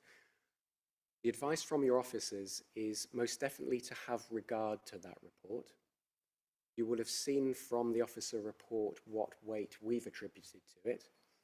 You don't necessarily have to apply the same level of weight, but we would say to you, you should have regard to it, you shouldn't ignore it. You should have regard to lots of other things as well, things that you've read, things that you've heard, but that is a very clear view that has been expressed by a consultant on behalf of the County Council, and you'll be able to take a view on the clarity that you feel you have in that report, what is said, how far it goes, etc. When you take a vote on this application, I think that would be the approach that we would recommend that you take. Thank you, Chair. Thank you. Councillor Ramos. Yeah, thank you, Chair. Just 2 points to the officers. A long time ago, when the case officer made her presentation, she said right at the beginning what the exact differences were between planning permission as given and what has been built. Can't you just remind me of those particular differences to make sure they are the same as what we were told earlier about the 8-metre offset? And the second question, and Mr. Round is looking at me because probably going to go to him, erosion. Now, I'm no riparian expert, in fact, I'm probably not an expert in much, but I do know that rivers erode. You have oxbow lakes and things like that. Talked about that at school. So you can have a straight river and it comes a full circle. Oceans erode as well. I'm acquainted with parts of the Northwick coast and the Suffolk coast, and you see an incredible erosion, and then big bits just get chopped off. It can move very quickly, is what I'm saying. So I'm not surprised the river here is eroding. So what I would like Mr. Round to confirm is that given this is in a flood level, and we're told 2 and 3, exactly not insignificant, there clearly will be erosion. It goes without saying, natural or manufactured or enforced. And therefore, can he enlighten us, because I'm really confused by what I've heard during the discussion, as to whether these constructions have added to it or whether they haven't. Because my concern would be, Chair, if we don't know, I would be very reluctant to vote for something, knowing that it could well cause erosion and the damage that we've seen already. In other words, when it comes to flooding, with climate change going on, we need to be ultra cautious. It seems that we haven't been, because it seems that the planning permission that was originally given allowed this to go ahead. So the issue is not the erosion, it's the fact that it was built in the wrong place. Now, perhaps the case officer can confirm my original question, and Mr. Round, furiously looking through his papers, can look through the second question. Don't worry, the first question hasn't been answered yet, so you've got a few more seconds. Do you remember the question, or do you need it repeated? Yes, that's fine. Okay. I understand it was asking about the difference between what the previously approved application and this application. So as far as officers are aware, it's around about 8 metres difference. You know, the properties are cited here. Yeah. And they were approved to be here. Same number of dwellings, same design houses. It was just in a slightly different siting. But I think it is important sort of for members to have in mind that we have got to look at the application that's proposed here, because it is a new application and it's not sort of a section 73 or a non-material amendment. We have got to look at the application before us as a standalone application, which is why the officer report is so long and we've looked into everything. You know, we've gone into all the detail. That helps. That for you, Chair. That is very helpful, if I may say so, because the question of the issue of flooding, hence a consequential erosion, is material to our consideration today. I think all of the original considerations we've got to look at now, and we've got to consider them again and weigh up in the planning balance, which is why in the officer's report we've gone through everything and looked again. But obviously we have got to have in mind that a planning permission was granted. We have got to go through the proper process and look at all of it. Thank you. I'm going to now turn to Duncan. Thank you, Chair. I think round delegated to Mr. Rudge. Through you, Chair. I think it's just worth adding that our advice to you and the recommendation for approval is informed by this particular point, that there is no clear evidence before you as you sit in committee right now that erosion or risks of erosion pose a direct risk to the buildings concerned. You're faced with a difficult task because on the one hand you're told to take this long list of considerations into account, and then at the same time you're told not to duplicate and step on the toes of other legislation, and what I mean by that is building regulations and other constructional related regulations and law. So in terms of land use planning, what we are saying to you is that there has been no significant material change in circumstances since the previous planning permission was granted, albeit the assessment that is in front of you now is based on the most up-to-date national planning policy and local planning policies, and technical information that is in front of us and in front of you that wasn't in front of those that were making the decision previously. That has to be true as a matter of fact. So where that takes you is that, as you've already heard this afternoon, there are certain matters that when you get beyond a certain level of detail are matters for building control surveyors, local authority building control or private sector building control surveyors in terms of things like foundation design and depths and things like that. And it is fine for you to take a level of interest that's commensurate with your planning decision making, but not to go beyond that. And I appreciate that's difficult, but that is why we have only requested of the applicant what is reasonably necessary to inform a planning decision, and that's a judgment that we have to make. That's not to say that you can't arrive at a different conclusion on that, but you would have to have a very, very clear reason for taking a different approach or for requesting a level of information that goes way beyond what has already been requested.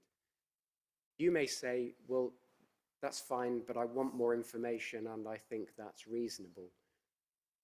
My response to that would simply be, coming back to Councillor Kimberley's question, if you decided not to grant planning permission, or you decided to refuse planning permission, and permission was refused,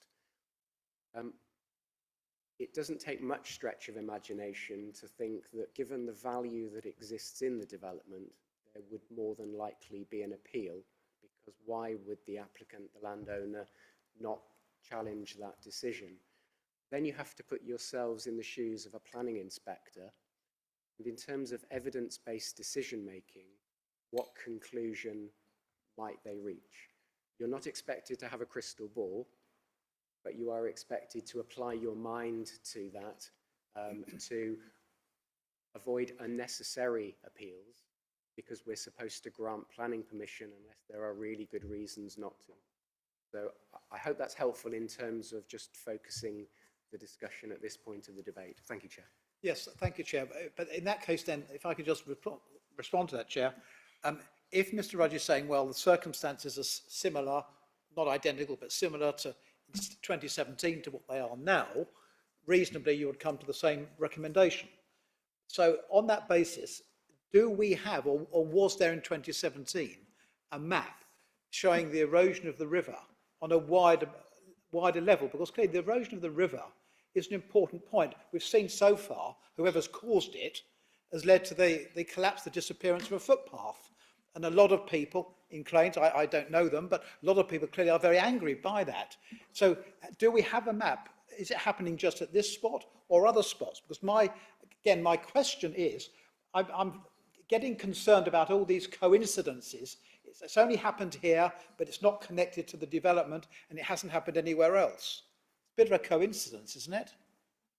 Councillor, I think you were actually on the planning committee at that time, as I was. Indeed, I probably voted against something daft like this. I don't know, I can't remember.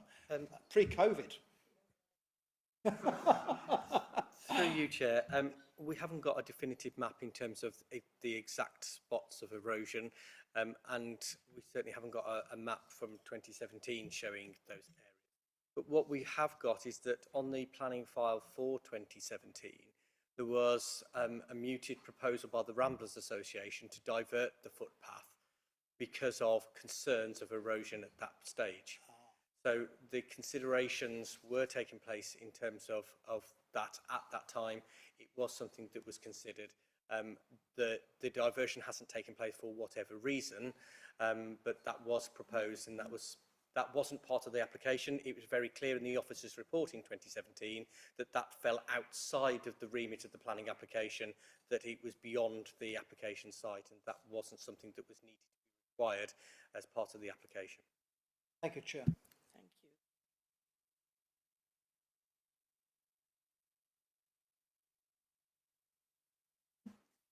Thank you, Chair.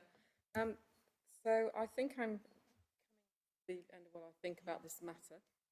So it seems to me, primarily, I think we heard that the footpath was started to look dodgy about 2012. That's quite a while ago. I don't think I've heard anything that tells me development has caused it to be.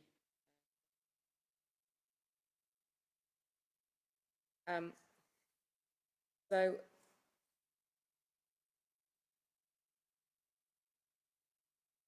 I think that unless anyone wants to answer differently, I think we're really looking at unintended consequences. I don't think it's in our gift. Maybe that there isn't a question in that. Thank you, Jill. And I think I've got Andrew. Oh, John, sorry. Thank you, Chair. Yes, I'd like to just thank officers for a really comprehensive report. I appreciate there's a lot of sentiment, yeah, but equally also that us as a planning committee, am I right in understanding that actually our focus has to be on the difference between what was granted and what was built, which is pretty defined, and that our demonstrated desire for fixing the path is not something that we can condition. So just to check my understanding is correct, that's outside of whatever we can do. That the on-site damage or erosion that one can see, the lack of head wall, that's related to a falling tree. Is one to think of that as an act of God or climate, an act of nature? So I'm struggling to really work out what alternative position there could be. So I'm just, is my understanding broadly correct within those points, please? Through you, Chair. In terms of the consideration, as the officer presentation said, because this is a new application, we're considering all the new elements. So it's not a simple of comparison between the old and the new. We are looking at all of the elements afresh. But as Mr. Rogers has quite rightly advised, in terms of the policy change, policies are the same. The MPPF has changed and the PPG advice, but that has been set out within. In terms of your other considerations, I would agree that that would be the assessment from what you have heard, but that's obviously your opinion, and that may be other councillors' opinions, but I think that is reasonable based upon what you've. And I'm hoping, John and Elena, these aren't questions that have already been asked. No, Chair. Sorry, I was saying I'm at the point where I'm able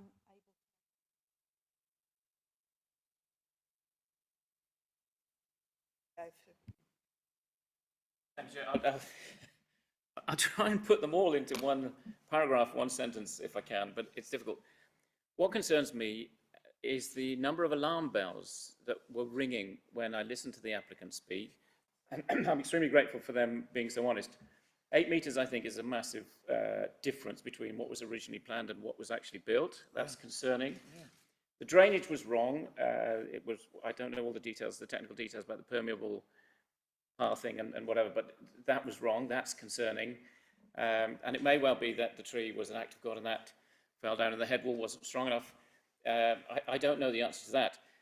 But what I found on the site visit today was that it was very difficult to answer some of those questions without being able to get to the footpath, without being able to see the bank. I can't, for example, see how close the current erosion is to where the bank is, and whether in 3 years' time we might be saying, oh, it was more erosion that caused instability of those further buildings.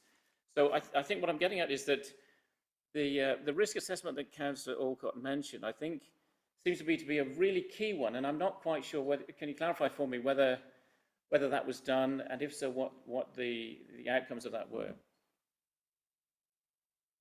Through you, Chair, I think as been answered in a previous question, but I appreciate it's a differently formed question. That is not a position that, from a planning perspective, that we need to consider. That is a matter for structural engineers. That is a matter for the applicant to demonstrate. That's what the MPPF quite clearly says, that it is the applicant's responsibility to making sure that development is safe. So going forward, that is their responsibility, their insurers, their structural engineers. You will have seen, and I think the applicant's agent referred to the matting that was applied into the bank. So it is a matter that is within the control of the applicant to control any further requirements of the bank. It is not for the planning authority to take that or to require a risk assessment on that basis. Can I ask, Chair, then, what do we know what is being planned to kind of restore that very ugly pipe sticking out on its own? It can't be sustainable. We're concerned about the whole stretch of that river, and this is a material consideration to the erosion of that particular part. Through you, Chair, just to be helpful, if you look at the 3 pictures that Councillor Alcott has put, I think on page 12, you can see that the embankment has greened up since the erosion, but it is not something that we need to consider in terms of what the applicant requires to do. What we do know and what is required to understand is the drainage improvements, and you've heard from the applicant that a new head wall will be provided. You've heard how that will be restored, but they haven't done any further works until planning permission has been given, which is the right approach to take. So in terms of the plans, we don't need to know what further plans for the embankment. What we do know is what they are going to do in terms of the restoration of the drainage pipe and how that will appear. Thank you. We have got a lot on drainage in the papers, but if you feel you're not clear, then there is always the option of abstention.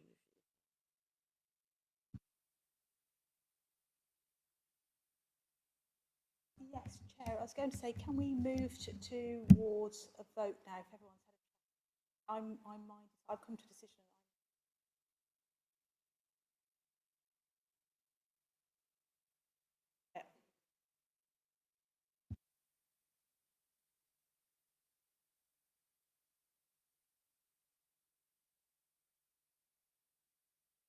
Yeah, thank you, Jade. I think it's a new question, and I'll come to the point. As you know, I often speak against using green space and building on it. Whether it's a house in somebody's garden or you've got a bit of green space and you build on it, because once it's gone, it's gone. Here's a bit of green space, it's been built on.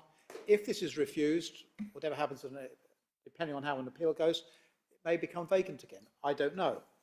The other question is amenity, and I think I'm the first person who's mentioned the word amenity. It's quite clear from the presentations we've had, there is a considerable amount of concern from a lot of people over many years about this particular site. That shows to me that local people value this as amenity land. And I think we need to listen to them, because if not, we can basically do planning by tick boxes. If it ticks a box, fine. If it got 10 out of 10, it goes through. If it doesn't, it fails. We've got to use our judgment. And I am concerned by the strength of feeling. And as I say, I mean, since we have the opportunity, according to the case officer, to make a decision on the new application or not, then do we want to use this bit of green space, because there is a possibility, and leave it open as green space? Or do we want to build on it? Because we can. Just cover the whole thing in concrete. Block everybody's view. It's the river. It belongs to everybody. I'll stop there, Chair. Councillor, that wasn't really a question, I appreciate. But yes, I'll let the officers deal with this. This is fine. Through you, Chair, and within the report it quite clearly says, and Councillor Amos is correct in the fact that we are assessing this against the green space policy. What we are assessing, as the report sets out, is what the previous use of the site was. And we are going back to that consideration, which is the correct way of doing it. This was a boatyard, which is very clearly documented within the conservation area appraisal, that it was a discordant feature within the conservation area, that it did not provide enhancements, or it did not provide any recreational green space. What the proposal was to enhance that in terms of removing an element that was unsatisfactory, both in terms of amenity and in terms of visual amenity, and provide something that was better. That has been done, and officers have set out within the report how that they feel that has been done through the landscaping of the site, through the green roofs, through the provision of appropriate development. So in terms of the enhancements of the green space, I'm with you, Councillor Amos. We do not want to build on green space where it can be avoided.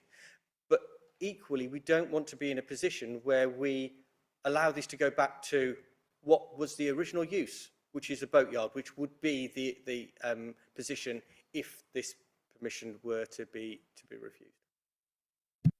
And it wouldn't help the footpath. Sorry, just a thought. I think I've got one last one. Is that you, Ed? I promise to be quick, Chair, this time. Hopefully just a yes or no, really. I was listening to you discussing the safety assessments conducted around the site and sort of what the developer is expected to do. Are those, am I right in understanding those are safety assessments of the site itself for the property that would be developed there and not considering the surrounds? Yes, you're correct. Thank you.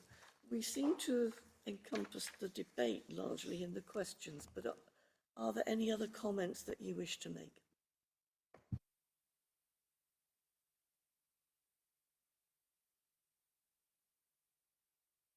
Do we have a proposal then, please? The round. Thank you, Chair.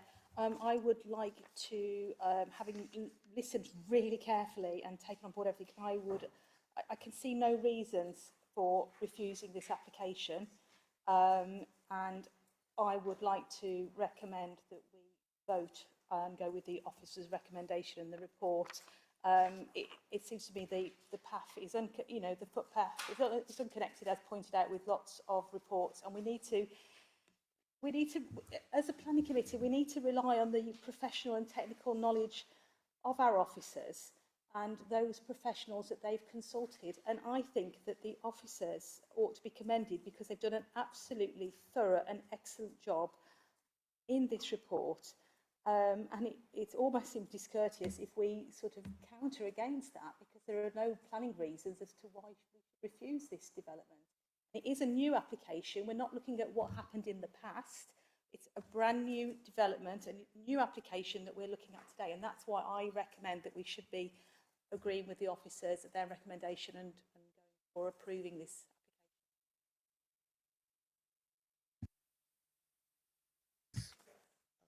Condition in the late papers. Do I have a seconder? Just in terms of clarification, so the recommendation which has been moved is for delegated authority to grant planning permission subject to the signing of the 106, which is the draft heads of terms which are in your late papers, and the conditions are set out within section 9 of the report. Are we all clear? Yes. So do I have a seconder? Bill? So moving to the vote then. Those in favour?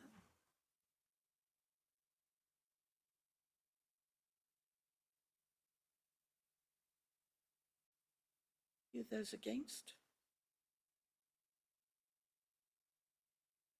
Thank you, that is carried. So I suggest we have a 10-minute break and come back at 6 o'clock.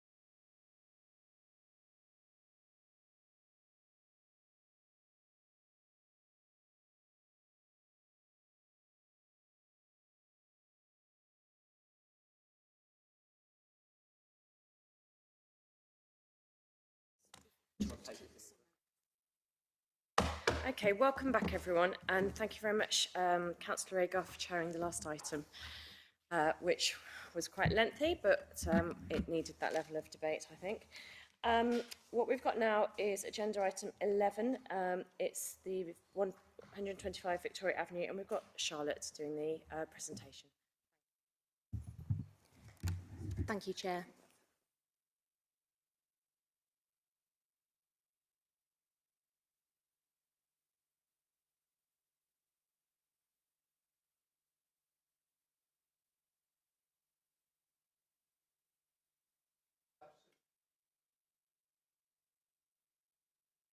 Thank you, Chair. This is an application for a non-material amendment under Section 96A of the Town and Country Planning Act.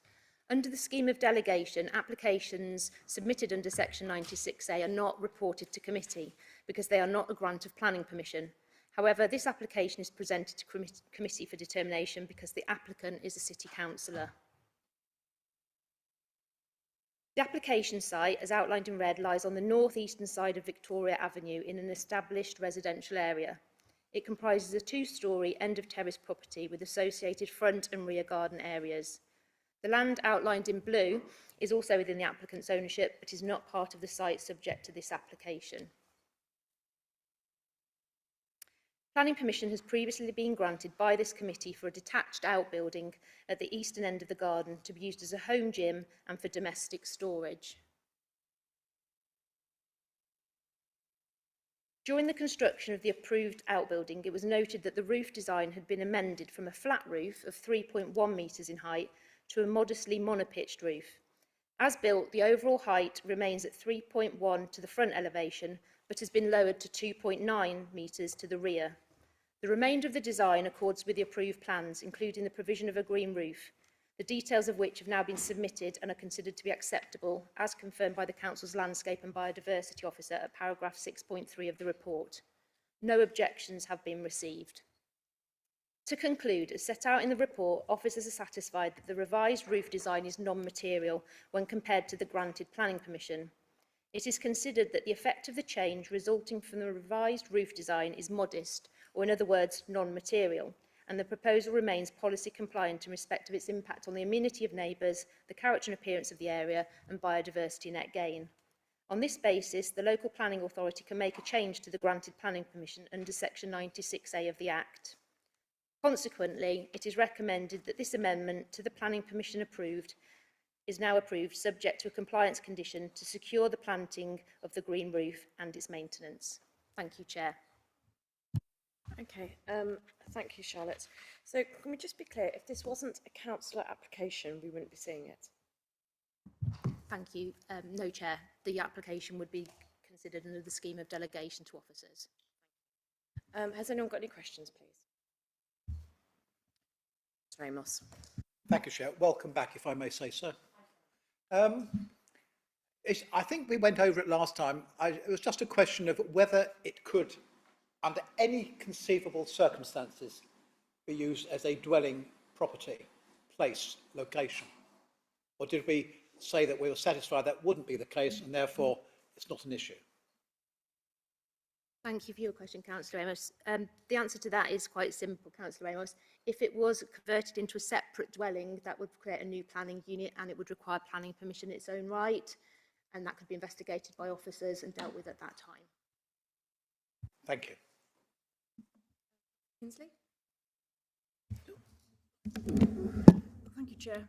I just wanted to ask for a point of clarification, if I can. And I think it's just a typo, but on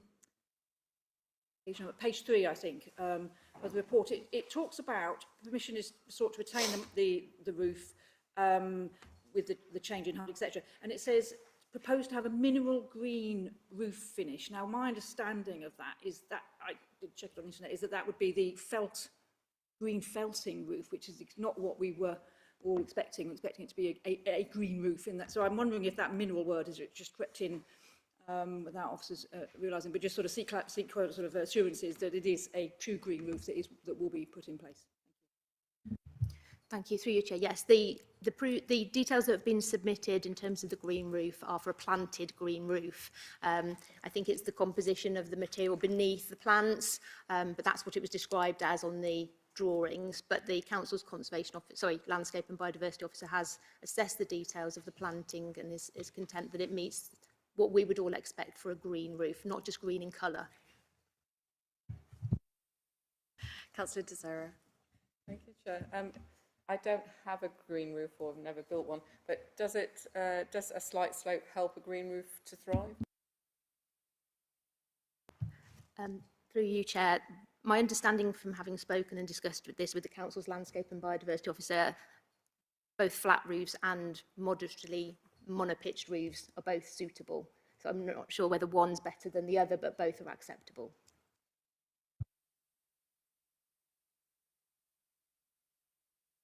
Do we have any? Oh, Councillor Agar.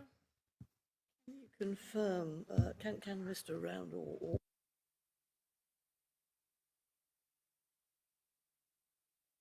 application, because the amendment is non-material and normally we wouldn't pay much attention to it, we just make a decision under delegated powers or something. Thank you, Councillor Agar. Through you. Some of us might be old enough to remember that previously these sorts of amendments were accepted by exchange of letters. Then 96A was introduced into the Town and Country Planning Act to formalise it and refer to them as non-material amendments. And you're quite right, it's not a grant of planning permission, it's an amendment to an existing permission, so typically they are dealt with by officers. It's just in this case the applicant is a city councillor and therefore it doesn't fall within the scheme of delegation. Councillor Cross. Thank you, Chair. I thought this was a proposal initially relating to, my understanding is that the original proposal was that it should be a green roof as in plants on it. And what I've seen in the drawings has been reference to a mineral roof with a green colour. I know that's what we covered the wording in the report, but the drawings submitted, some of them indicate, green roof, mineral roof. So I just seek clarity on that. Sloped roof, mineral finish. And then there's some wording saying roof covering details. I'm struggling with the sort of, dare I say it, the quality of the drawings provided by through the process. So the drawings received, it's not officers, but if, for example, if I'm looking at, well, Harry Scan, no, it's 2025-02 13 10 11 21 924, which is scheme number, drawing number, what? Part of the challenge. I mean, we're looking at, it's hard going here. And to have a drawing that states both sloped roof, mineral finish, which indicates a felt roof, and then roof covering details, install green roof covering using M-tray modular green roof system. That's what I understand as a green living roof. Thank you for that query, Councillor Cross, and apologies for the standard of the drawings that have been scanned and put into the report. We've had a few attempts at scanning them ourselves and they've been sent electronically, but unfortunately the clarity isn't as clear as we would normally expect. But as officers, we have assessed it thoroughly, and in the top right-hand corner it describes the roof covering details, and it's a tray modular green roof system. So the Council's Landscape and Biodiversity Officer is familiar with those systems and is happy that it's acceptable. Thank you. So regardless, so long as we're all of one mind that it is actually a plant-based, and if we're able to condition that it's that condition for a green living roof, that remains as per the original application, that we're not changing to a mineral finish. We've already got a condition about the green roof specification. It says as annotated on the approved drawings. and Charlotte's just outlined how it's done.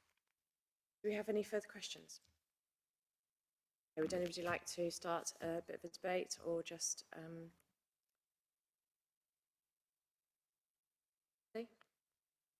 Thank you, Chair. I was going to say, I think it's fairly innocuous. I mean, it's a very minor adjustment to an existing scheme that we've already had a look at, and I think we might have seen twice, if I'm not mistaken.